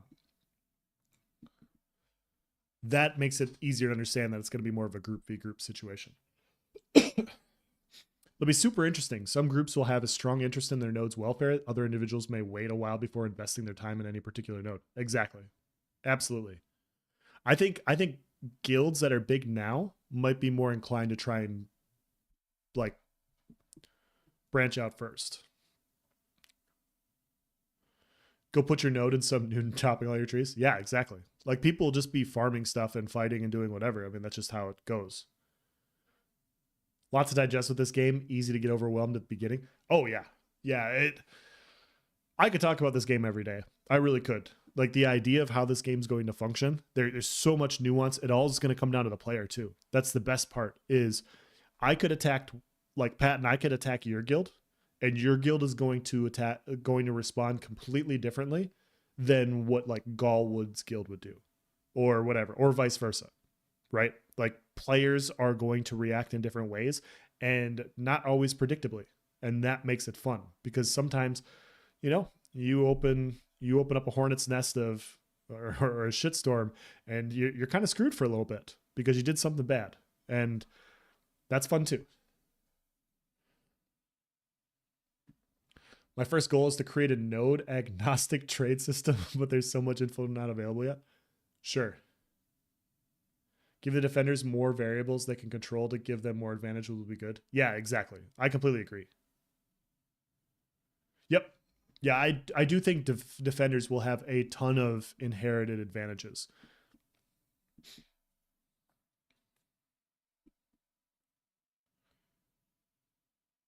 Early on, I might just buy a cheap apartment at a fast growing node, plan to sell it. I feel we won't know where we want to set our roots for a good while in. Yeah, I completely agree. I think a lot of stuff is going to be open to interpretation, and things will rise and fall too, right? Like you very well, like this will 100% happen somewhere.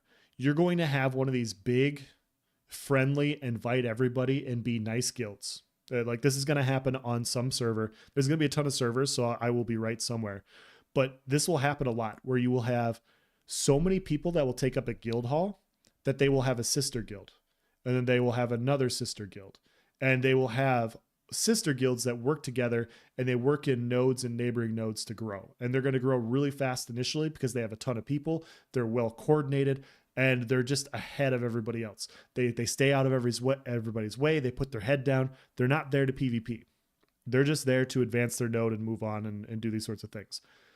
Their growth is going to generate a situation to where other people outside of their group are going to be jealous. And they're going to say, hey, if we don't do something about this group, they're going to have a stage 5 node. They're going to have access to all these things. They already have a foothold on things. We should go try to topple them. We should try to take care of this so that and then the greed comes in, so that we can have the Grandmaster Crafters, so that we can have the stage 5 node, so that we can do these things. And so you're going to see people vie for the crown. And the minute they go after one of these big, super friendly guilds, you're just going to see them disband. They're just going to get attacked, and they'll be like, this isn't what we signed up for. And that entire area is going to crumble, and different guilds will be formed from the ashes. Same thing will happen with PvP guilds that get crushed. Same thing will happen like that with PvP guilds that win. Like a lot of people, when they see somebody win a node war, they're going to want to go to protection. They're going to want to go to the ones that win. And so you're going to see a lot of movement among people. And it's not about the factions like a lot of games like New World or ESO where you have faction-based combat where people bounce around. It's people and guild-based combat, and that's evergreen. And that's a cool part. Most servers, I think so too. I didn't want to provide that hot of a take, but yeah, I agree. I think the big Care Bear guild will take over on most servers right away. And then a well-groomed PvP guild will topple them, and then chaos ensues.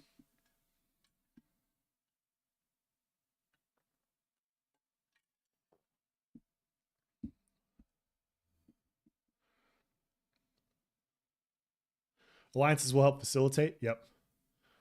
Alliance is where it's at, not so much in individual guilds. Yeah. Yeah, I think you're going to see a lot of people, and this is where people will work together, right? Like some players will go, hey, like my perspective when I look at it is like I want to get a group of PvPers to figure out this game and be good to where we can stand on our own. That's my perspective. That's how I want to play my player loop.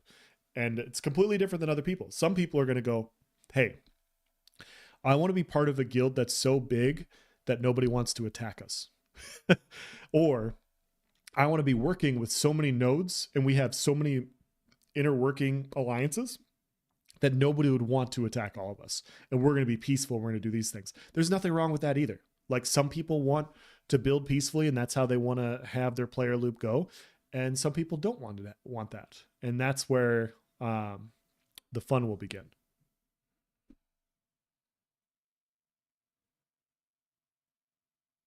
Be cool to see the newbie friendly guilds as well, like Ashes University. Yeah, absolutely. Absolutely. I want to do my part to facilitate to help people learn the game when I learn the game as well. Like that was the big thing I did on ESO, was attempting to help people out with classes or builds that they've never played before. That's something I really enjoy doing. And yeah, if people can enjoy hypothetically this game as much as I will, then that's kind of what I want to do on my channel. So, but yeah, it's there's gonna be so many fun things that come from it, and you're gonna have people get attacked, and some people aren't going to like it a whole lot. Some people will probably say that this game's not for them, even though they're excited about doing the other things. And some people are gonna get hooked. They're just gonna get caught in hook, line, and sinker, and it's gonna be fun to see how they pull the levers on all these things. In my opinion, of course. Okay. Oh, damn, we are an hour and a half in. Okay. So I'm going to ask you guys, have we exhausted the Caravan risk versus reward conversation for today? I'm sure Nice and I will talk about it again tomorrow for quite a bit.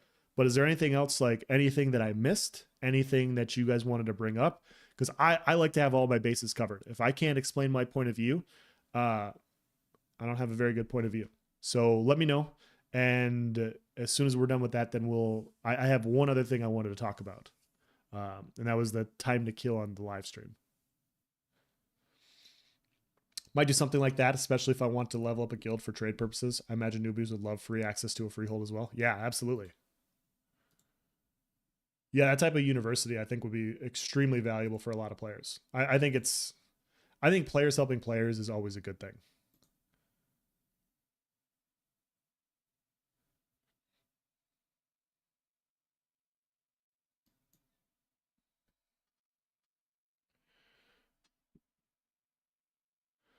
Theory crafting will be,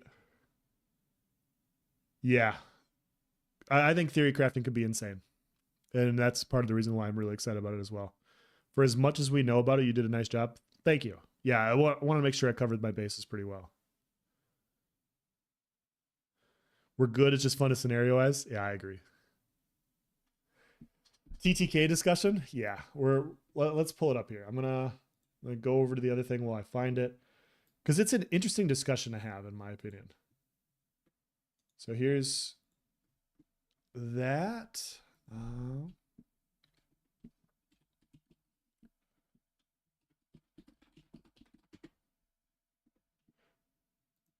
Oh, you guys posted it. You guys posted in the Discord. That's right.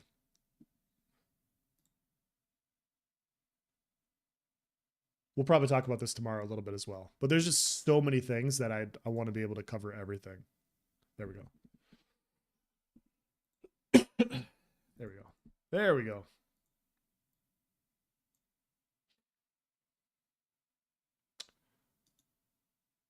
So, for those of you guys that don't know, Stephen Sharif asked for input on time to kill in the live stream.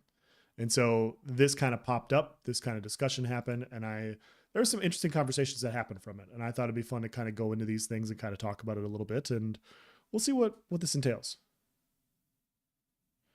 It's fun to discuss scenarios. Big true. Yeah, I could talk about them all day. Like player interactions, it's so much fun. And once you get into a game like this, it's so addicting. Definitely interested in the time to kill discussion. So I know for reference, is there no one else? Did you play Dark Age of Camelot? I did not. No. I know about Dark Age of Camelot. I did some research for it with Viral's help on a video a few weeks ago. I know a lot about it, but no, I never played it.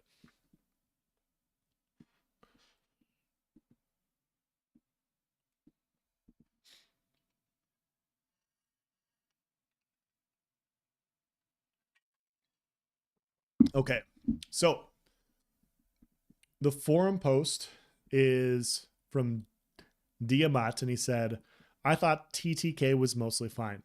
Like the title says, I noticed a lot of comments about this, so I rewatched the initial engagement a few more times. I noticed a couple things.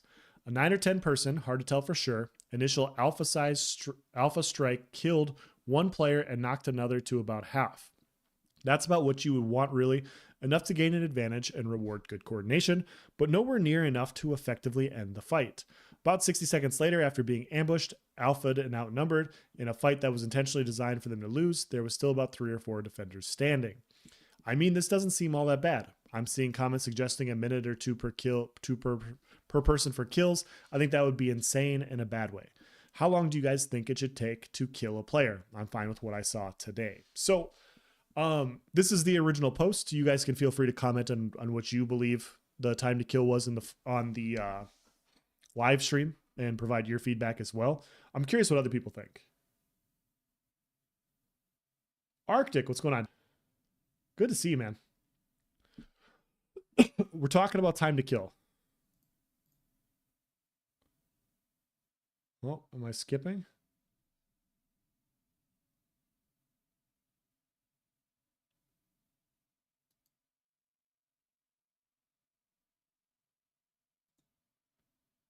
It looks like I'm losing some frames. Am I skipping, guys? Let me know. Looks like I'm losing a lot of frames. What is happening?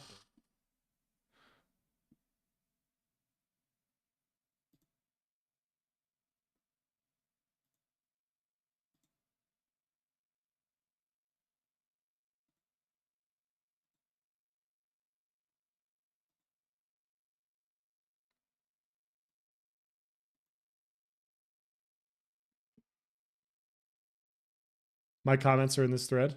Okay.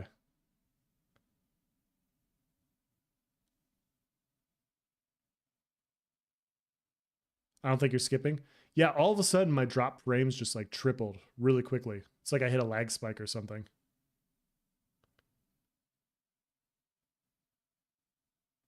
Okay. Okay, that must have been yeah, it looks fine now. It looks like the frames just dropped back to normal. That was really weird. You don't have Comcast, do you? I might. Maybe. Possibly. Probably. I have what's available in the area, which sucks.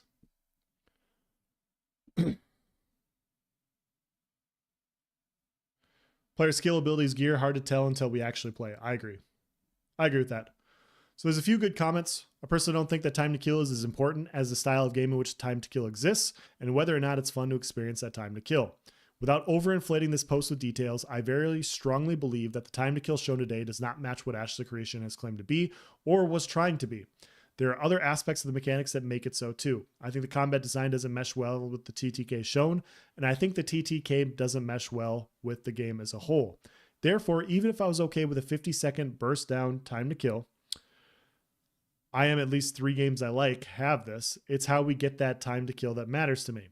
Ashes should have considerably longer time to kill than what we saw today for what it supposedly is. If that's changed since Trad took over combat design, that's fine, but then I'll also expect more changes to other things as a result. Do you like the style that leads to the time to kill we saw, or is the question just about the time to kill itself? I thought this was a very well said post. My perspective on this is I thought it was too early to judge time to kill.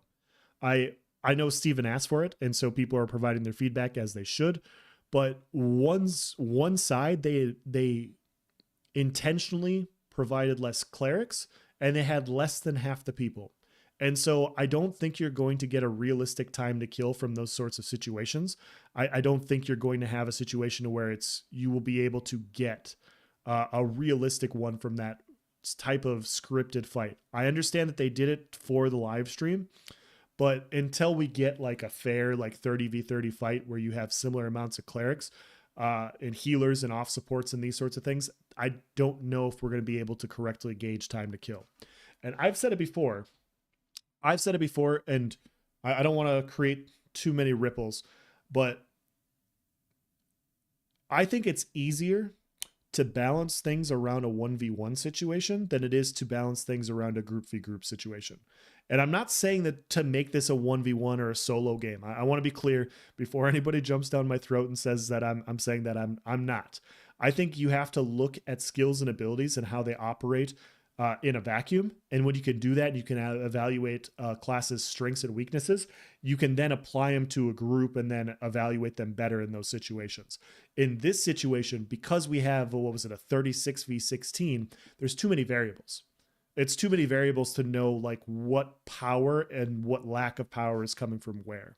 And so because of that, you can potentially incorrectly diagnose the wrong things and balance things, poorly because of that. And so when I was looking at it, my thoughts initially were, we need to see more. We need to see more in a smaller situation. The time to kill seemed mostly fine to me from what it was.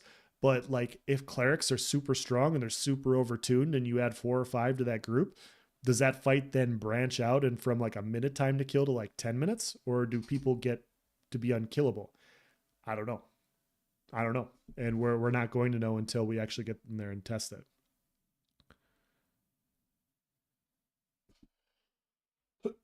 TTK needs to have some dependence on player skill. Absolutely.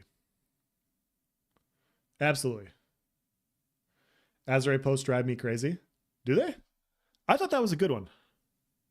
How are people calculating time to kill from a stream where the attackers drastically outnumber the defenders? Hint, they aren't. So Lineker made a really good post in here. And that's kind of one of the reason why I wanted to bring it up. I thought Lineker's post was quite good.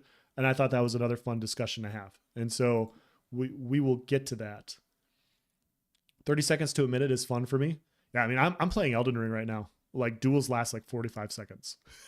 So I'm enjoying it quite a bit. I don't want to see clerics fight 4 people solo. Sure. TTK is so much more nuanced than a flat amount of time. Well, that's the thing is so the argument, and it's not a bad argument, guys. I want to be clear. The argument that I've seen is this game's going to be get balanced around group v group. And that's fine. You're going to balance this game around group v group and you're going to try to factor in all the variables. That's more than fine. I think it's going to be tough to do sometimes, but fine. But this is where I think you're going to have issues is you're going to see a discussion that as this plays out where if you're factoring in survival or time to kill is in a group-based situation, you also need to factor in survival for that group, which means you're factoring in clerics and tanks and these sorts of things. And like Galwood said, you have to also factor in, are these players competent? Is this a learn to play issue, or is this the time to kill with 2 competent, relatively evenly matched groups playing well against each other? Because those 2 things are completely different. And so once again, it's a ton of variables. It's a ton of variables to try and figure this out. And so, yeah, I think it's interesting. Because yeah, if time to kill is nuanced, it depends on the skill of the players, depends on the skills of the players you're fighting. It depends on your group composition. Maybe your group composition is more heavily skewed towards clerics or tanks or whatever, and it boosts your survival in that way. Maybe they have one thing going for them. A lot of different factors can come into play there. Counter army to balance using 1-for-1 for group combat would be off because 1v1 you only do enough damage to kill one person with no heals. Yeah, well, and it is a rock paper scissors aspect, but like a point that I brought up on one of the podcasts is like, let's say I'm a rogue, right? And let's say a rogue hard counters a fighter. It's supposed to hard counter a fighter. Well, if you have 2 evenly matched players that are dueling rogue versus fighter, and the fighter's winning, and the rogue is supposed to be the hard counter, you can then point out like, hey, this rock, paper, scissors is off from this perspective because this hard counter isn't working correctly. And you can then address that. It's tougher to address those individual archetype or class discussions when it becomes group v group because there's so many more variables that come into play. I'm not saying you can't do it. And I'm not trying to advocate for like making this a solo game. I'm going to say that again.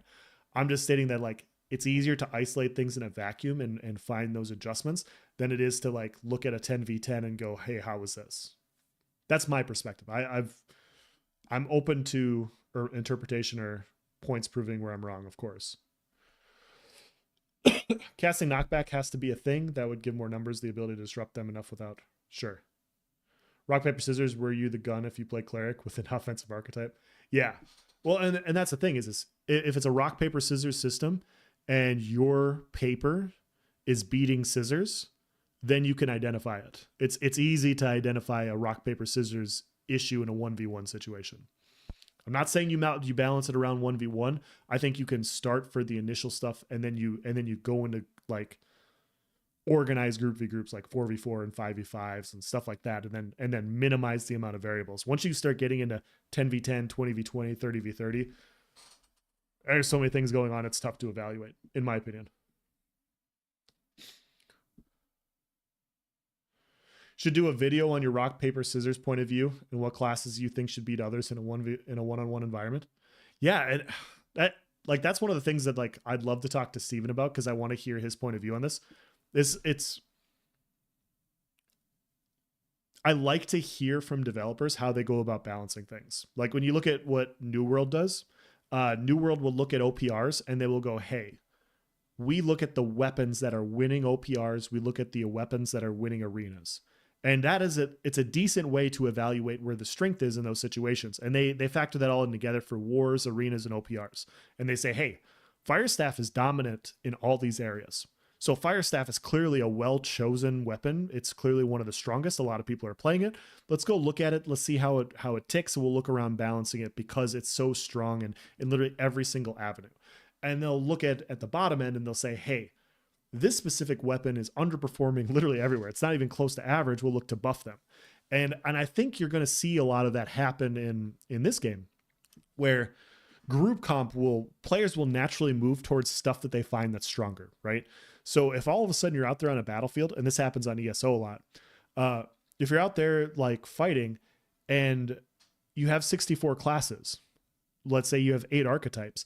If the 8 archetypes are out there existing in fights and like 60% of them are clerics, you can make a probable correct assumption that everybody thinks that clerics are extremely powerful and they're building in those situations.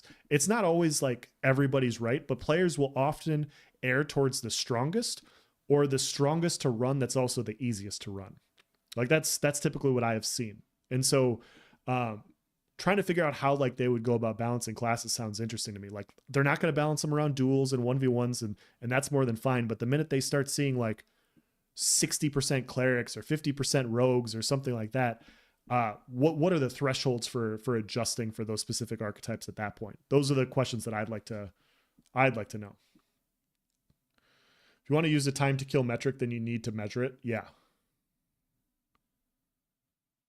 Also, that was a joke about healers being broken. I'm sorry, Arctic.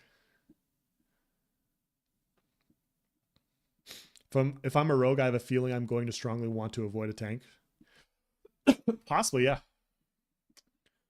But yeah, it's the entire rock paper scissors aspect is super interesting to me. How they're going to balance 64 classes is super interesting. They definitely can do it well.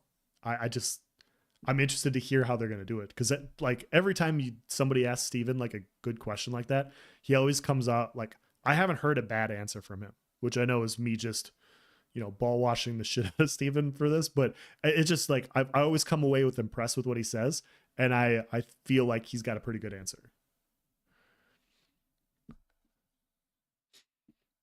All right. Diggs says TTK seemed okay for the Gankfest. I need to see more balanced group numbers though. Yeah, we talked about this in the Discord. I understood Diggs's point of view. Like it was literally 36v16. They were basically steamrolling. You need to see closer group numbers. So I agreed with that. Zero team comp as stated they were meant to lose. Exactly. But yeah, then Lineker goes on a comment and he says this: I think it wasn't fine at all. Really concerning implications usually. We can use the work in progress or it's just an alpha card, but Steven specifically said they're looking for feedback because they're happy with the current time to kill. So this is valid criticism. If you analyze the showcase closely, the reason some players were still alive after 60 seconds is basically because they were either running, getting healed, or weren't taking hits.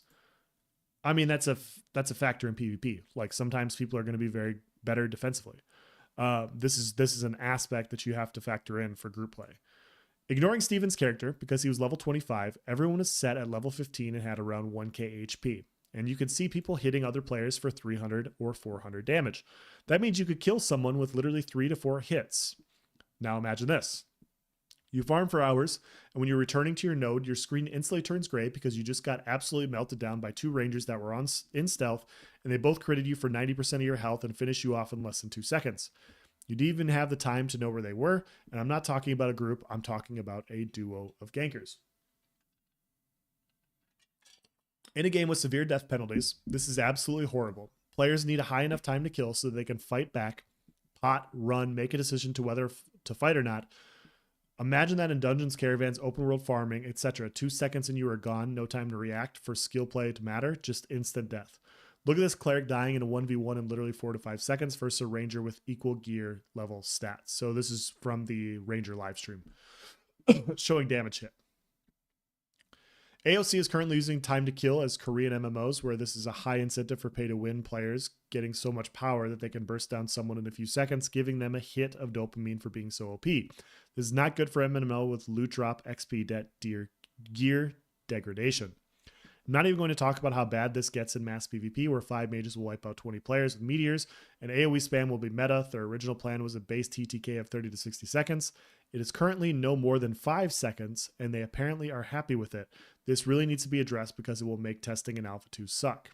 Fast time to kill is bad for casual players, for streamers, for farmers and care bears, and it's bad for actual PvPers, for guilds, bad for massive PvP. Fast TTK really only benefits gankers that want to burst you down in a second and run away. That's it.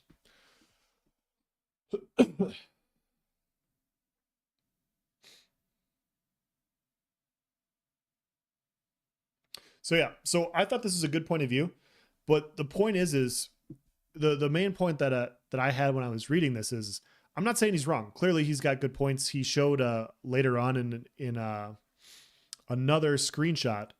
There it is. The heavy attack on Nestaris. They have like 1,000 to 1,200 health, and the heavy attack from Steven hit for 3. The snipe hit for 383, and so roughly 40% of the health bar is disappearing off of one hit. And so I think it's interesting. I think it comes down to cooldowns. But the question I have for this is hard-hitting abilities should exist in the game. Hard-hitting single target abilities should exist. Is this an issue of like too much damage for a ranged player? Or is this an issue of a combination of camouflage plus like heavy attack hits? Like because they were able to open up from stealth, you never had a chance to defend yourself.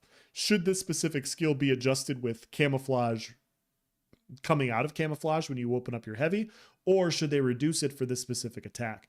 If a fighter was in front of you and they were hitting for a 383 hit ability, I don't know if necessarily that's a bad thing, because you can react and you can respond and do these sorts of things. And so if they can hit hard, you have other defensive capabilities. It mostly comes down to, in my opinion, Ranger in this situation, and especially Rogue when Rogue gets shown.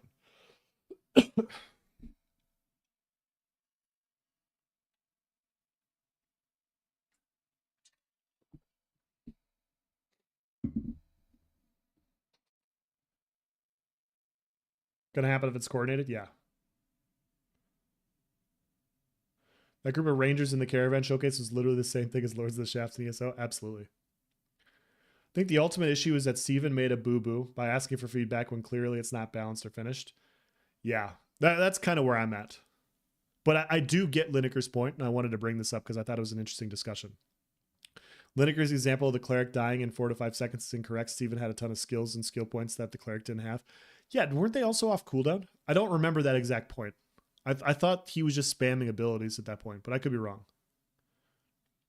This is a way advocate for different states of healthy combat effectiveness. An outnumbered opponent should be feasibly defeatable, but they should not be easily killable. Sure. Also 3 times the mana.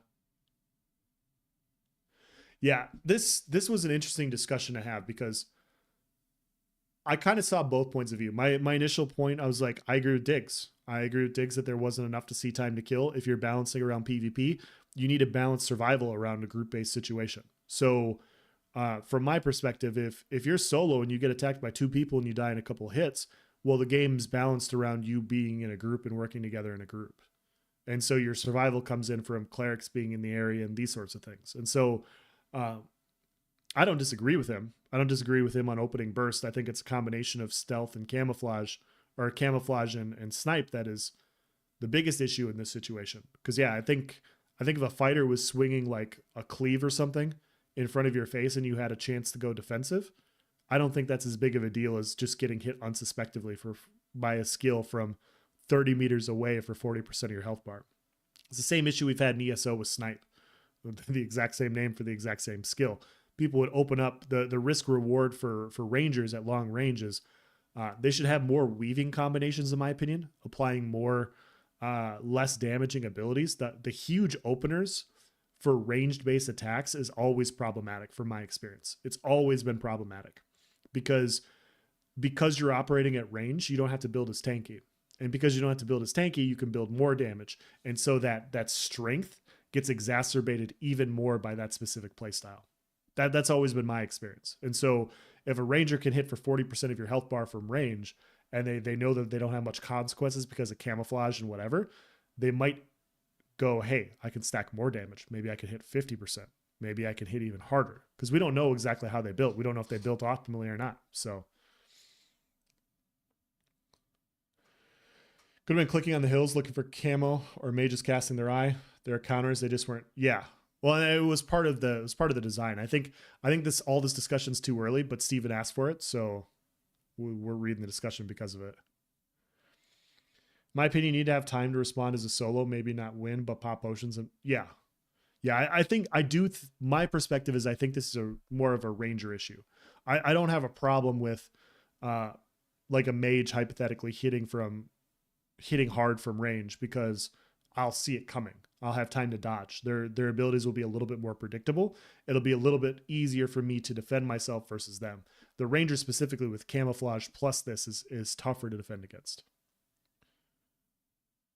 Again, so many variables in a scripted stream that goes in it. Yes, exactly. It's just so much. And that's the problem, is like we could sit here and we could talk about ranger. We could talk about ranger for 10 minutes and how camouflage plus these openers could be problematic, and how a 3 or 4 man gang squad could be like a 3-man ranger gang squad could potentially eliminate a 5 or 6 man group relatively easily with this type of opening power. Like you open, you nuke a cleric, you go back into stealth, you wait off of cooldowns for snipe again, you hit somebody else, and now all of a sudden you have a 4-on-3 and you're still operating at range. So I could definitely see these things being an issue. I'm not saying nerf rangers or anything, even though it sounds like it. I'm just stating, like, we could talk about this specific class. We could talk about any of those individual archetypes for a while. And so a lot of variables. Unless a PI member wants to leak some stuff. Yeah. If PI guys want to leak some stuff, like, let me know. My DMs are open.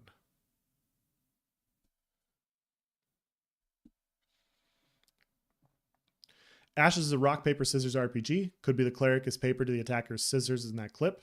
Also don't know the level gap or the gear scores. Also don't know whether the cleric could have a min-max their passive skills to survive longer against that type of attack. In A1 sieges, my cleric felt too vulnerable to the tank's grapple until I adjusted my passive skills to mitigate crowd control. For all we know, that cleric in the clip is spect versus melee physical attacks and is weak versus ranged magic attacks. Again, another, like, I thought this back and forth was actually pretty good. So... and then Lineker says, when you talk about wanting a 30 to 60 second time to kill, that should account for the good, bad, and ugly. 30 to 60 seconds means 45 seconds would be the average. That means if cleric is the paper for ranger, he should have a time to kill of, let's say, about 20 seconds. If we go for low time to kill, maybe 15, but definitely not 4 seconds. Plus, that was just one example. There are plenty throughout the showcase that showed people with 1k HP being hit for 30 to 40% of their HP in one single hit. And in that showcase, they clearly were all using the same similar gear and had the same level for testing purposes. That combined with Steven saying they opted for a faster time to kill now indicates that they are going for this Koreanish fast burst TTK, especially because they said they wanted feedback as they are in a position they are happy with. I don't like high time to kill. I hate high time to kill. And so I can tolerate low time to kill. Low time to kill is actually something I like a little bit more in general. But that medium window where just about everybody can die in a 1v1 situation, maybe it takes a minute or two, is like my happy window, I guess, for PvP. When you start getting super low, you encounter issues with gankers, ganking groups in situations like that. And when you have too high a time to kill, you have a PvP game where people can't PvP because nobody dies. And that's always unfun for me. I'd rather die to a group and get teabagged and have people message me and talk shit to me than us stalemate. Stalemating is the worst. It's the absolute worst for me. So as long as they don't have stalemates, I'm happy. Sure, give them a one shot of stealth. Give my fighter a blink that teleports them and one shots them. Yeah.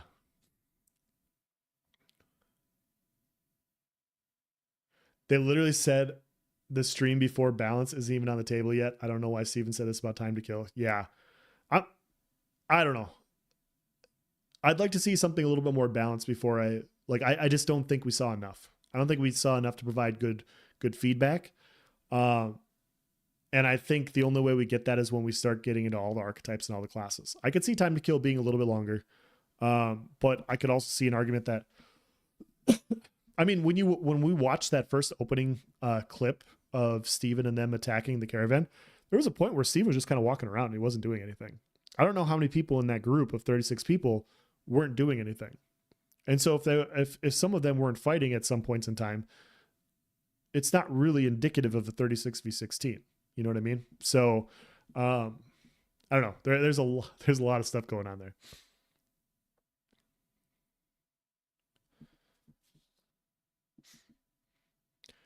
And Dig says that's your conjecture. Still need to test in Alpha 2 so we know what the specific parameters are. Same similar gear isn't necessarily wise 1v1.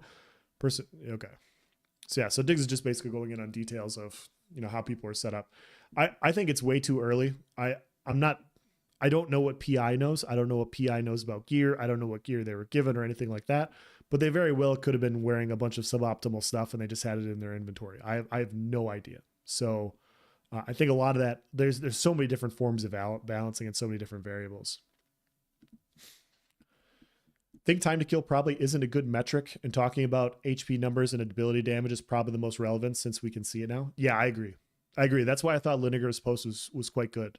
The 40% health bar removal openers from camouflage, I can definitely see an argument for it being problematic. As far as overall time to kill goes for group v group, I think if you have balanced clerics, I think you see that longer time period that Lineker was hoping for. At least longer than what it looked like. But I don't know for sure. Envious was for sure attacking people. The defenders got deleted. Yeah, I can pull it up. Hold on. Let's go to this, the part that I'm talking about. So we have, okay, so here's the open from stealth. So Steven jumps down. So this is after the attacks, and then they switch over. But you look over on the side, there's 3 or 4 people over there not doing anything right now. And you look at Steven and he's not doing, oh, that's not Steven, I'm sorry, that's the other guy. But you look at a few of these situations, it's just people aren't, now Steven's over here just kind of running to the side. You see he's not attacking abilities or anything. Some people are. But yeah, there's just a few people on the side not really doing anything. And I'm not calling anything out individually, or anything like that. It's just, it's tough to evaluate if some people in the fight just knew that, hey, this is going to be over with. We don't really need to evaluate time to kill. We don't need to fight because this outcome's already assured, right? And so I think that's what Steven was doing, was hey, we're going to win. We're supposed to win. This is already designed. And so I'm just going to stand to the side. How many of those people existed in this fight? I don't know.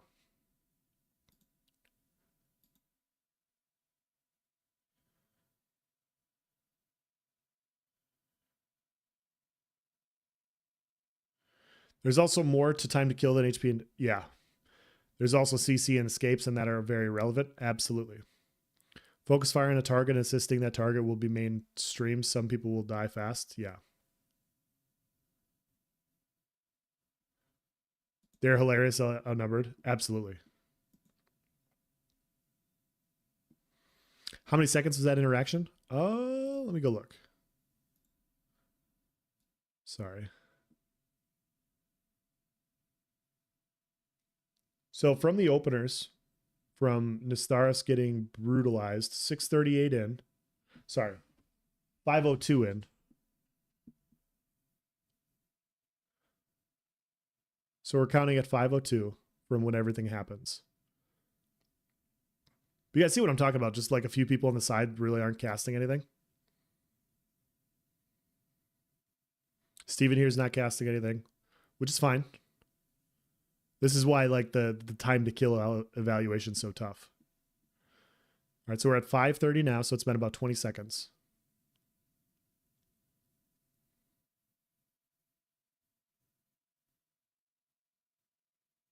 And now we're to our last few people. 5:42. About 32 seconds. Roughly 32 seconds.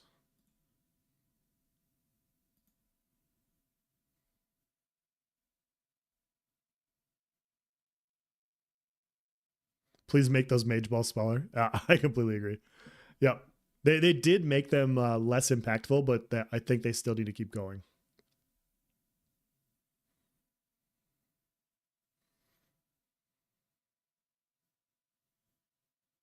But yeah, is the time to kill lower because there's no bards? Right? Like bards are supposed to provide unique offensive and defensive buffs. If the one group had bards, would that up the time to kill? You know, like what's the optimal group comp situation? I think the Caravan time to kill with 16k HP is a more interesting subject. Took 25 people about 45 seconds to take it down. Yeah. I also think the time to kill on the wolves was a more interesting subject. Whole raid 30 to 2 and yeah. That was pretty quick. Yeah, but they also didn't have clerics.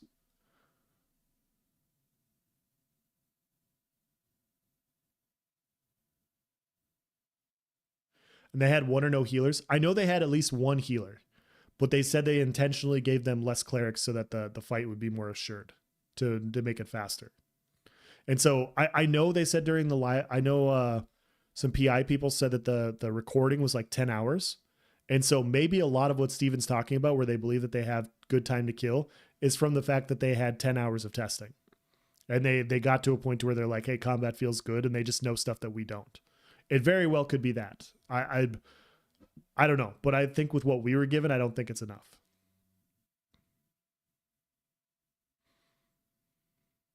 They said they were very low in healers. Yes. Yeah, I mean, there's archetypes that haven't come out yet, and if you're, like I said, if you're balancing around group based scenarios, groups, and you're factoring in survival with other buffs that other archetypes are going to have, we don't have enough information. But it looked fun. It looked fun to play.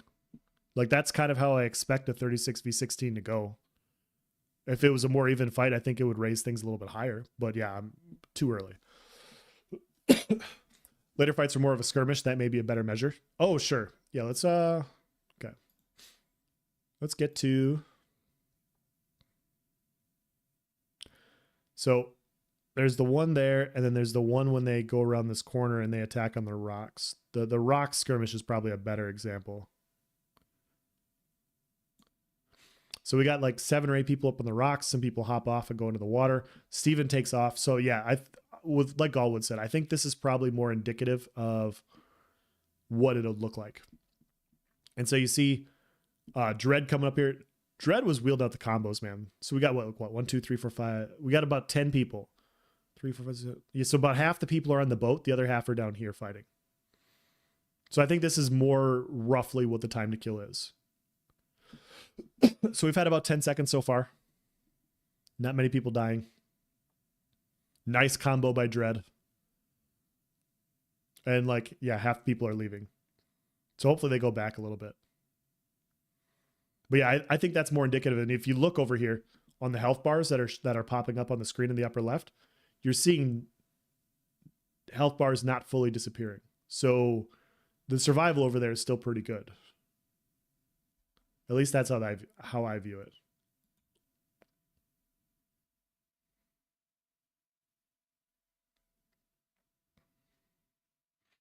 Later fights. Okay. But they asked us to talk about time to kill. Yeah, I'm talking about time to kill. I'm providing my feedback. It looks so fun. Yeah. What's up, honey? I got you a snacky snack. What'd you get? I got tacos. Wow. I saw a commercial. And Okay. I got influenced. Okay. My wife just brought me a taco. Thank you, honey. 2 tacos. 2 tacos. Oh I my got goodness. influenced by an ad. Okay. Well, thank you. Love you. Love you too. Come on, it's back. It looks good. Yeah. Yeah. It for it being pre-alpha 2, and I'm glad that Asmongold said this as well. The fact that this is pre-alpha 2 and it looks as good as it does, and there's going to be so much polish before it goes live, before alpha 2 even goes live, is so I'm happy with where it's at. But I mean, you see the collisions with Dread and everything. The sword wielding combat can definitely be smoothed out to look better. But with where they're at, I would play this 100%.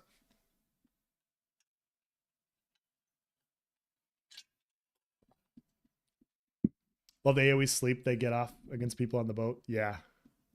Dread loves the game. Dude, I just wanted to watch a full Dread live stream. I'm not even joking. Like, I was watching him do combos, and I was like, okay, this guy knows what he's doing with PvP. Was Dread a tank or a fighter because he had some crazy mobility? I'm pretty sure they had no fighters. I think he was a tank. And that's the other interesting part, is the fact that he was a tank and he had that much mobility, and fighters are supposed to have more gap closures than tanks. So melee looks like it's going to be mobile as shit. Like, you look at Ranger and what Ranger has for mobility, and then you see that tank gap closer that we're coming up to it in a little bit here. When Dread tries to like get away from the pile with that one gap closer, and that fighters are supposed to have more. It's crazy. Also, snipe being strong doesn't mean type to kill is bad. It just means snipe needs adjusting and the rest of the combat is good. That's my perspective. That's very well said. I think it very well could be a combination of snipe plus camouflage. There's just so many variables. Does she have a sister? She does. What game is this? Fupo, what's going on, man? This is Ashes of Creation, pre-alpha 2. Snacky snack. Yeah, it looks really good. All tanks, mage, cleric, ranger. Let's see if I can find that spot. Because there's a gap closer point where it's just like, holy crap. Because Nice and I even brought it up on our live stream. We're like, holy shit. The amount of mobility. I think it's right here. Okay, so they're coming off the rocks. We got Dread doing work right here. Just swinging that greatsword. And they go around this corner. And Dread turns around to go back. And he gets kind of out of position. And he gap closes. I can't remember exactly where it's at. See some mage stuff coming in over here. I think it's right here. Yeah, watch this gap closer. Look how far he travels, guys. Like, that is wild to me. Like, if this is the tank, and they said it was the tank, I'm going back to it, and the tank has that type of mobility, what is the fighter gonna have, man? Like, that mobility is insane to me. Okay, let's see it one more time. So he dodges here to get out of position, and then look how far he got.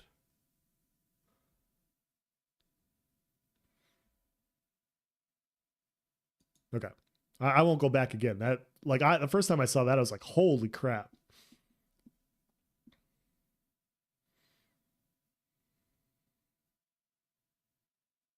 Oh, I know. I know who Fupo is. I'm just playing. Fupo tells Steven to let Alpha 1 in already. Been working a combat only clip for this stream. I'll finish when I get back home. Nice. Looks balanced. I play tank. The mobility looks like so much fun. You're not escaping. Yeah. Like that melee mobility looks like a lot of fun.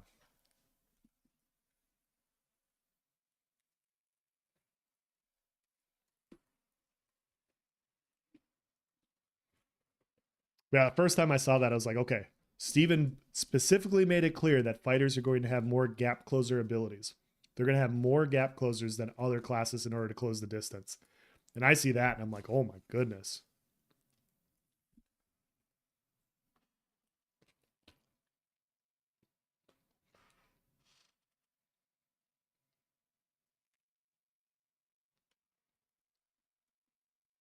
Is Ranger that broken because my mage hits like a wet noodle? Does it? Crit rush escape? Yeah. There's been a ton of great feedback. Cool to see people having constructive conversations about combat. That's what we're trying to do, man. I would like it to always be constructive, but it doesn't always go that way. It's pretty good over here. I haven't, yeah. But yeah, it's fun to see the different skills. Like we don't know much. We're just seeing like little snippets, and it looks good to me. I'm very excited. Too early for that kind of talk, though. Kind of can't believe they are giving tanks a pull with javelin. Pulls are so strong. Oh yeah, I do not like pulls. I am the biggest anti-pull person in combat. That yeah, I am not a fan. My belief is it's good for. I just prefer players having their own movement. The minute you start locking people down, pulling them, dragging them, snaring them, rooting them for large portions of combat, is when combat gets unfun. I'm not saying that burst shouldn't exist. I'm not saying that those things shouldn't coordinate burst or anything like that. It's just when that becomes the dominant thing, it's when things slow down. That's one of my issues playing New World is the CC chain combinations that happen, or just the nonstop root chain spam that you can get. It's very unfun to play. Fupo has PI leaks for sure. Oh, you better. Okay.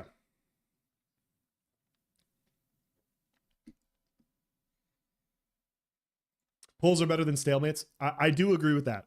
You got me there. Pulls are absolutely better than stalemates, but I don't like pulls.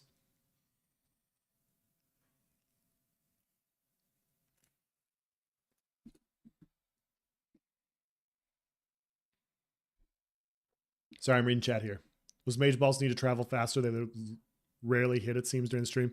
I could see them being sped up a little bit. I can get behind that. E-Man, what's going on, dude? Good to see you.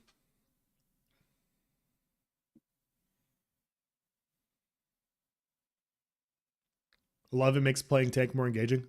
Like, this is the type of counter you want with melee. Like, when I saw Ranger's ability to camouflage and backflip and all these sorts of things, you have to give the other melee abilities the chance to close the distance. And so when I saw that range gap on tank, I was like, okay, I think they're on the right path.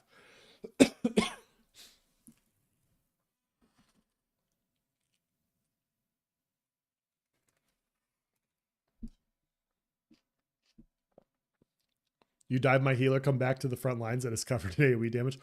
The problem that I always had with pulls in other games is when you would, like, let's say you get involved in a 20v5, right? Like, let's say you're stupid like I am, and you actively try to hunt out like 5v15s, 5v20s. The problem with closers like that is it makes those fights way more oppressive.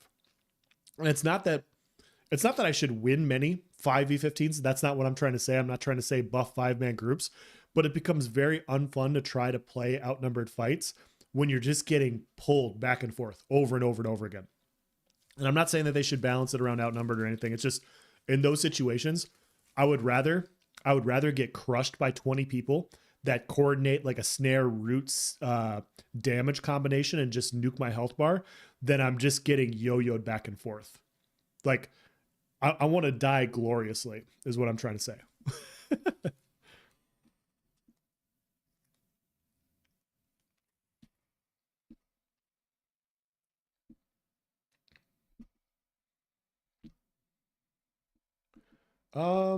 I won't tell Steven you told me the inside scoop.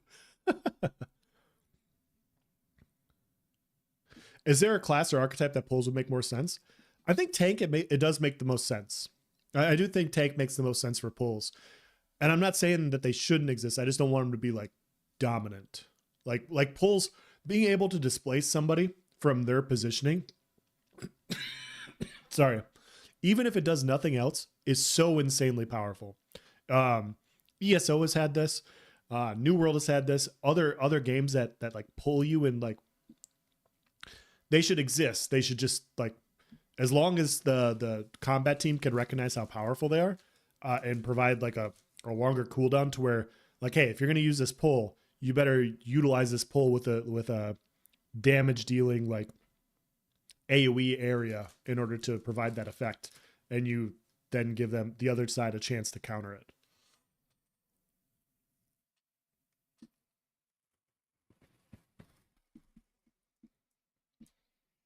Tank fits the best. I can get behind that. Bard plays a song and makes you do a little dance while walking up to them. You do get singled out, pulled into the death ball. Yeah. And you should die. You should die outnumbered the vast majority of the time. It's just how you die while outnumbered, I think, is important too. It makes it more enjoyable so that people aren't creating massive, like the minute you don't give like smaller groups the tools to fight outnumbered, it then just becomes like a massive Zerg v Zerg fest. And I know they don't want that to happen, and that's why I'm very anti-pull. Yeah, in games like this, running down your enemy is a big factor. I would just pull someone, another tank pulls them deeper, and I keep returning repair to the next target to pull them. Yeah, exactly. Exactly. And the thing is like tanks can still have snares, they can still have roots, they can still have, they have all these other abilities, right? So you already have these other things, and then you have the pull. And it's just, oh my gosh, sometimes it can be so oppressive. Don't want to get snipe nuked by 5 folks off the Rib of a War. That was so funny. Albion Online has pulls and it works out in the zone v zone. Yeah, ESO has them. The funny thing about ESO's pull is if you connect on it, it's a free cast and it's a free instant cast. And so the Dragon Knights that use it, they can spam it endlessly. And it doesn't happen often, because oftentimes, like, if you're equipping that type of skill on a Dragon Knight, you probably don't know too much of what you're doing, which is beneficial. But the fact that they can just free cast spam it at will makes it very tough to deal with. And it's just a very annoying way to die. Like, I'd rather just have them, kill me with 2 abilities and just pull me nonstop back into a pile. I'm fine dying. I'm more than fine dying. I just don't want to be pulled nonstop. Hope there's full freedom of weapon choice. Yeah. Do you know if global cooldowns exist, like not being able to be CC spammed? I know they said that they wanted to do a diminishing returns on CC spam. So if you get hit the first time, you get CC'd, and then there's a reduction the next time to eventually, if you get CC spammed, it no longer exists for a certain period of time. I think that's a good way to approach it. I'm very interested in seeing what the percentages are.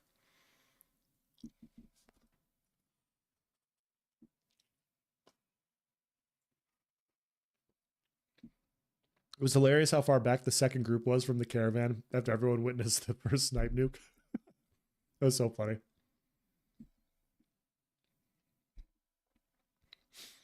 It's strong for a tank because the tank can move in and pull a healer to the death, and the pulling tank survives to do it again. Yeah, they have the mitigation built in order to do things. And that's how tanks work. Like, that's how tanks work in PvE and everything. A pull is fine. A pull existing is fine. But yeah, maybe have diminishing returns on pulls as well as CCs. I think that's another way you could approach it. So what New World had for a little bit, I don't have the clip. I wish I did. So, and once you guys hear this, you'll understand where I'm coming from. But on their PTR, they had mythic items, not mythic items. They had specialty weapons. And one of the specialty weapons it's called Scorpion. So it's a spear playing off of the Mortal Kombat Scorpion, get over here. And so when you threw the javelin at somebody, it would pull that person to you. Well, Nice really likes spear, and he decided that he was going to use this with the cooldown reduction capabilities that spear has. And it was PTR and it was testing, but he was able to get basically javelin off of instant cooldown, and it didn't do a ton of damage, but I didn't have control of my character for 2 minutes. Like, he just kept launching javelin at me, and there was nothing I could do about it. He would just hit me, it would pull me, he'd hit me again, it would pull me, and he did that for about 2 minutes. And at that point, when I couldn't respond to my character, I was like, hey man, just kill me. Just kill me, get this over with. Let's restart the next fight. Like, obviously it's PTR, it needs to be adjusted, but that was just one. And then when you got, they did make a nerf to it, but it wasn't big enough. You would get in fights where like 2, 3, 4 people would have it, and they would just chain throw javelins at you to pull you back into a pile. And I was gonna die to that group anyways, but it's just shitty to die when you don't have control or capability to defend yourself because you're constantly getting pulled. Like that's the unfun aspect of that combat, in my opinion. Like kill me 5v1, bag me, insult me, call my mom fat, like do all that. Just don't pull me so I can't fight back.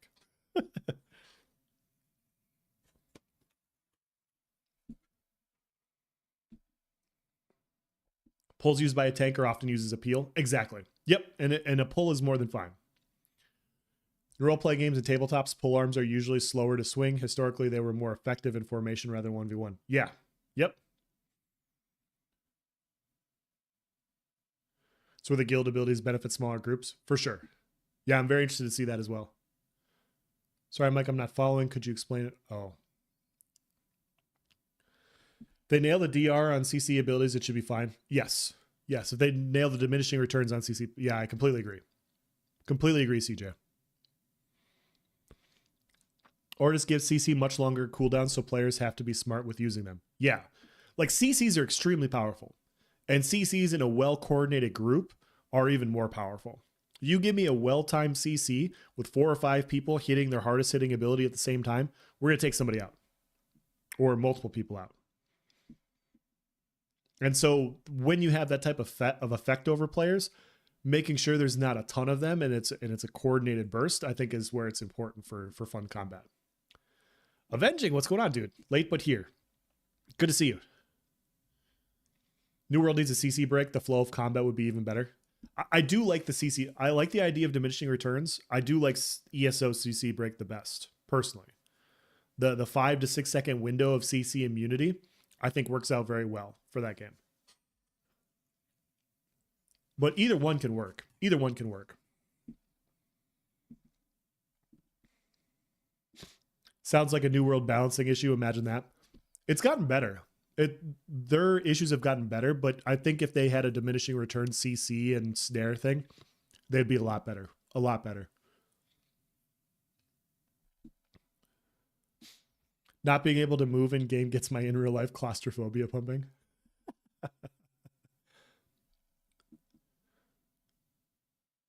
Give pulls large cooldowns. People don't play tank really, so that would be, yeah. Yep, that's fine. Can you be CC'd back to back on Ashes? They said, yeah, they said diminishing returns. So you should be able to, it's just the next one won't be as effective.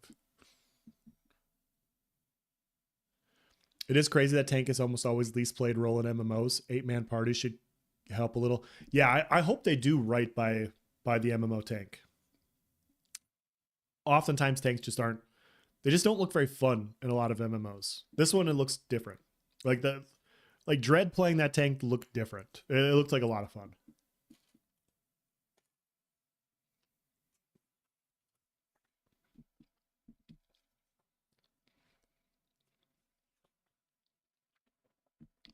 Thanks for the stream. Enjoyed it. Time to get the wife. All right, man. Take it easy. Have a good night.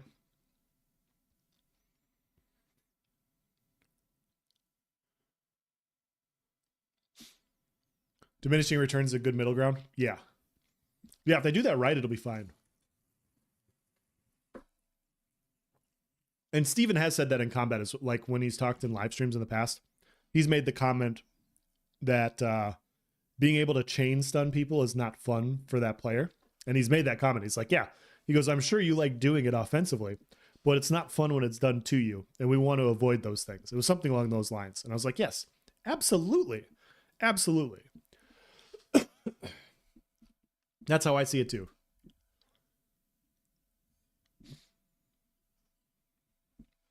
Yeah, either one could work out really well. Either one's fine by me.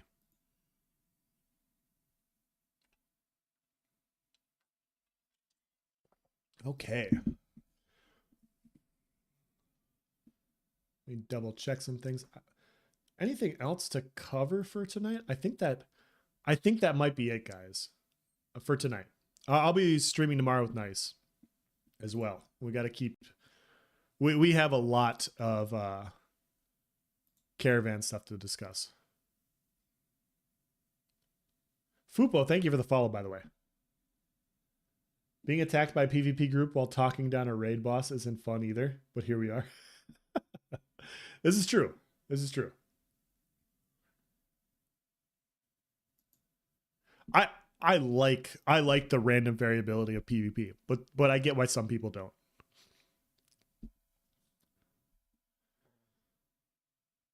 So how was your tank in the stream, Fupo? Is Fupo Dread? Fupo, are you Dread? Wink twice if you are. The best part of playing in the lightning fast group invites, yeah, for sure. First and only comment is DJ, dude, you're good. You're good. We're just talking. We all like and dislike other things. Like some people absolutely hate getting ganked. If I get ganked cleanly by somebody, I'm like, hey man, that's pretty sick. What's your class of choice? I'm looking at fighter. I'm looking at fighter or rogue. And Bard will be my secondary for sure. My second character. Sorry. Oh, you can see my name. Oh, my bad. That's right. I should have known that. I should have known that. I forgot.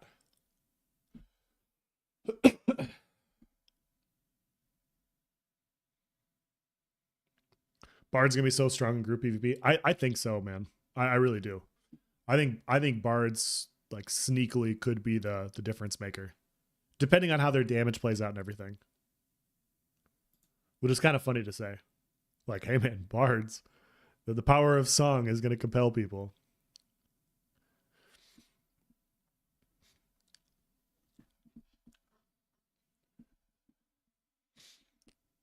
I just wish there were more opportunities for PvE players to have fun without worry. Still done to see how it goes, but wishes are fishes and the world is my sea. Yeah. Well, that's the thing, right? Like if people are very, very PvP averse, it's going to be tough to like this game because you're going to experience some PvP in some way or another. I think you're going to experience a lot less. I'm going to do a video talking about it, but when you look at the size of Vera versus like, so if you look at the size of Vera is what was it? What was the number? I can't remember, but it was like somewhere in the 16 to 30 times the size of New World's map. I can't remember the exact number, guys. I have to go back and look. It's been a little bit, but it's substantially larger. The world of Vera is substantially larger than the New World map.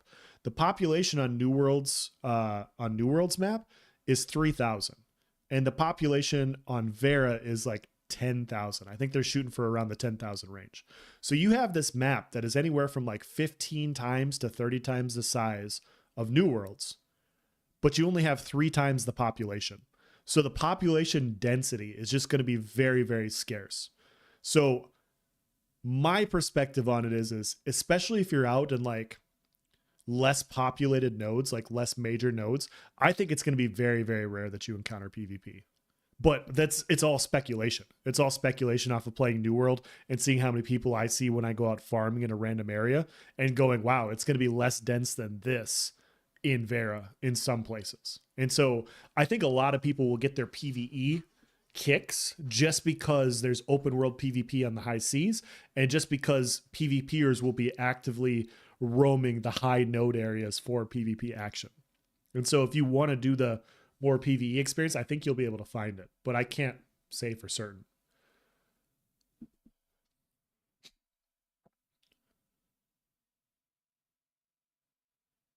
Depending on if there are caps for how many people you can buff as well. Fighter, I'm hoping, is just a menace just in your face the entire time. Yes, I that's exactly how I want it to be. They still use weapons. Yep. Love Mesmer in Guild Wars. Would love to see some Mesmer style bard playing Ashes. Imagine a song that plays for 1 second and any enemy using an ability during that brief song falls on their face. That's pretty that sounds pretty powerful to me. They ain't looking good for PvE guilds that are used to instance rating, but if they are flexible, I think they can adapt. There's also a lot more to do in a game like this. I agree. I think the play loops are going to be very fun. But if you immediately hate dying in a PvP situation, that might be a tough hurdle to overcome. I could see that for sure. But in all that size, Steven said there will be around 15 to 20 raid and world bosses available. Yeah. Yep. Size relative though, but it will be bigger than New World. Entire population logged on will be fighting for a chance to slay those 15 to 20 bosses. A single raid alone in other games have 5 to 10 bosses in them. Sure. Assume most players who aren't in a competitive faction will rarely fight a raid boss. Yeah. Yeah, I don't want to speak for everybody. Like there's so many different player loops. And yeah, if you're looking to be in a PvE guild and fight some of these major areas, you're gonna encounter some PvP for sure. That's just the way. I can't see why you wouldn't, especially if it's dropping something that's valuable for everybody. Like you're gonna have people contesting over that, which is one of the main aspects of the game. But I do think there's going to be a lot of areas where it will be very, very unpopulated.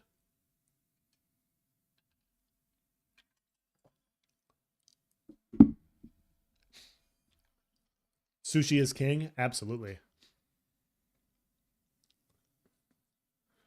PvEs will learn to enjoy it. I think some will. I think some will.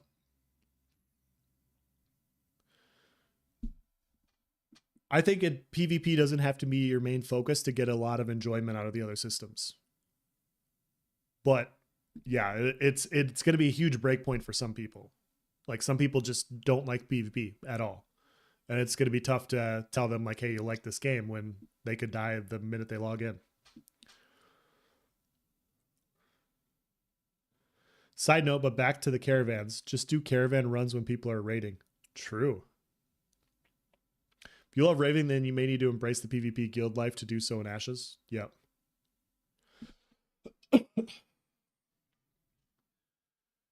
Fair but heavy adjustment. By the way, Vertec, I'm pretty sure I talked to Chibi. I could be wrong, but I think we're meeting up tomorrow, aren't we? Let me double check.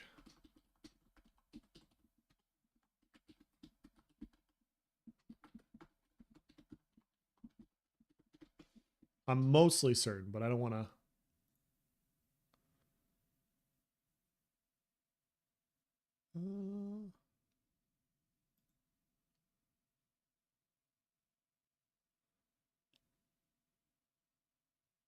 Yeah, 6th.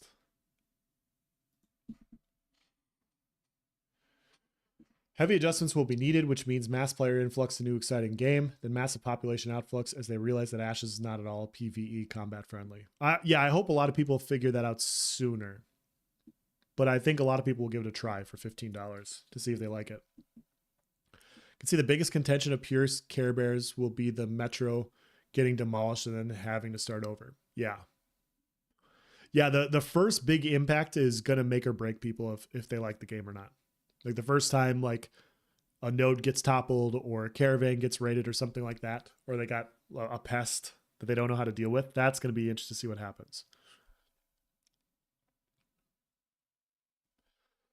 This is a niche game with a convert the WoW Raiders attitude and not copy WoW mechanics so WoW Raiders are happy. Unless Intrepid changes that mindset, it could happen in some ways. They could be creative. Sure.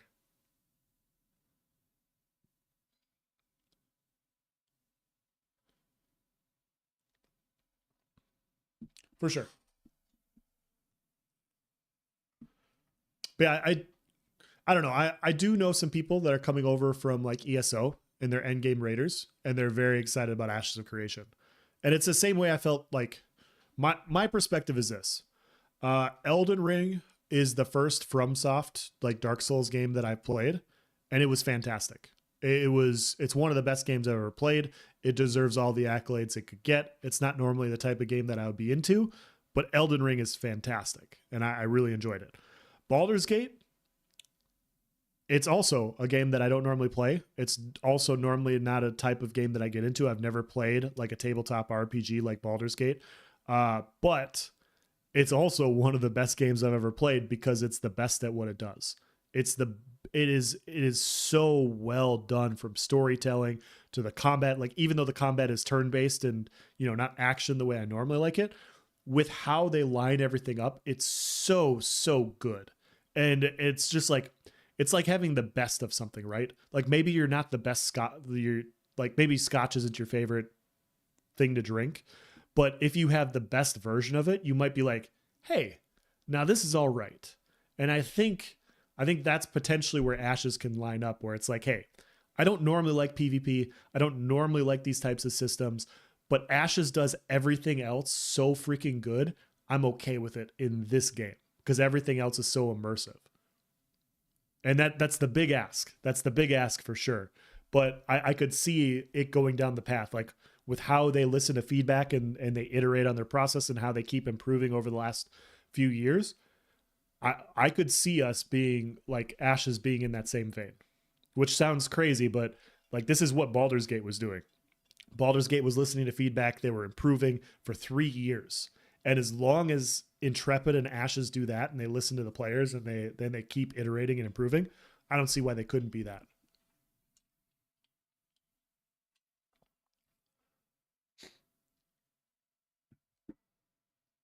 Death balls. Who needs DPS meters when you have death balls? True. Cleared a bunch of mythic raids in WoW, but I really love MMOs with player housing, open worlds, and a real market, so I won't miss the raid schedule life personally, for sure.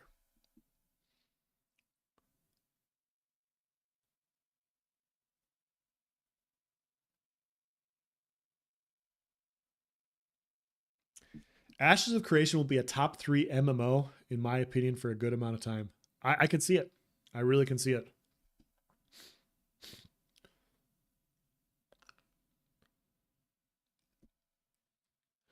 Vertex I hear. It's not so much a WoW mechanic as much as it is a non-sandbox mechanic. Yeah. Realize Ashes will be a sandbox, and I dig that, but I still wish I could pursue my favorite gameplay. I dig goal-oriented PvP. I dig non-questing PvE combat. I don't like when random PvP mixes with goal-based PvE. In the same way that PvP players don't want their arenas to be open world.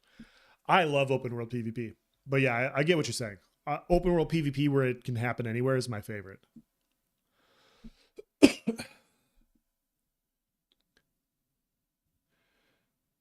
Fupo says, well, there has not been a really well put together PvP, PvE, mmorpg recently with the world space and the types of systems built into it that provide a real reason for players to play together towards common goals for their nodes, cities, vassals, etc.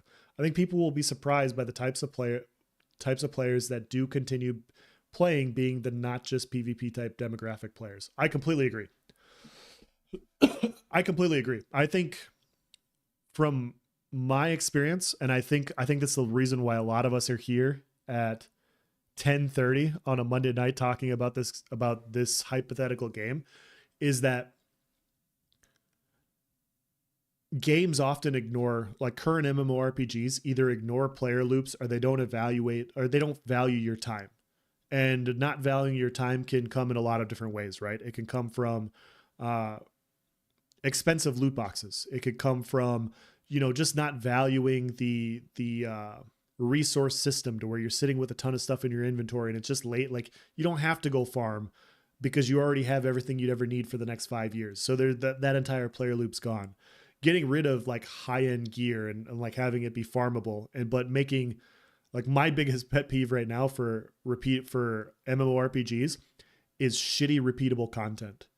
Like after playing Elden Ring, I hate with a passion the idea of having the best gear having like a 0.05% drop chance on some easy to kill boss. Like they're literally injecting time to play in the shittiest, worst possible mechanic. And it's so bad. Like it's so bad. Like you could make this fun, immersive combat experience to where it takes you 3, 4, 5 hours to kill this thing, and then your drop is guaranteed. That is such a better system than just saying like, hey, you got to sit here with respawn timers up, hit a couple light attacks, and then when you finally get it, like, yeah, then you can RNG get this really powerful item that you need for your end game gear. So when Ashes is doing it all from crafting, that's a huge step in the right direction. Like all the best gear being crafted is such a huge aspect of things for me.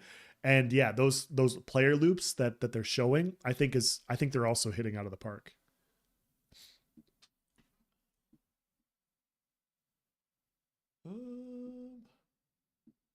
I think New World is getting there. I think they're making a lot of the right steps. I think they need to have more replayable content, but a lot of what they're doing is in the right direction for sure.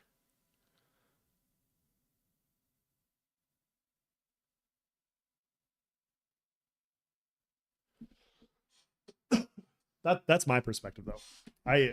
It's funny because it never used to bother me, but yeah, like grinding for the sake of grinding on something easy just kind of sucks.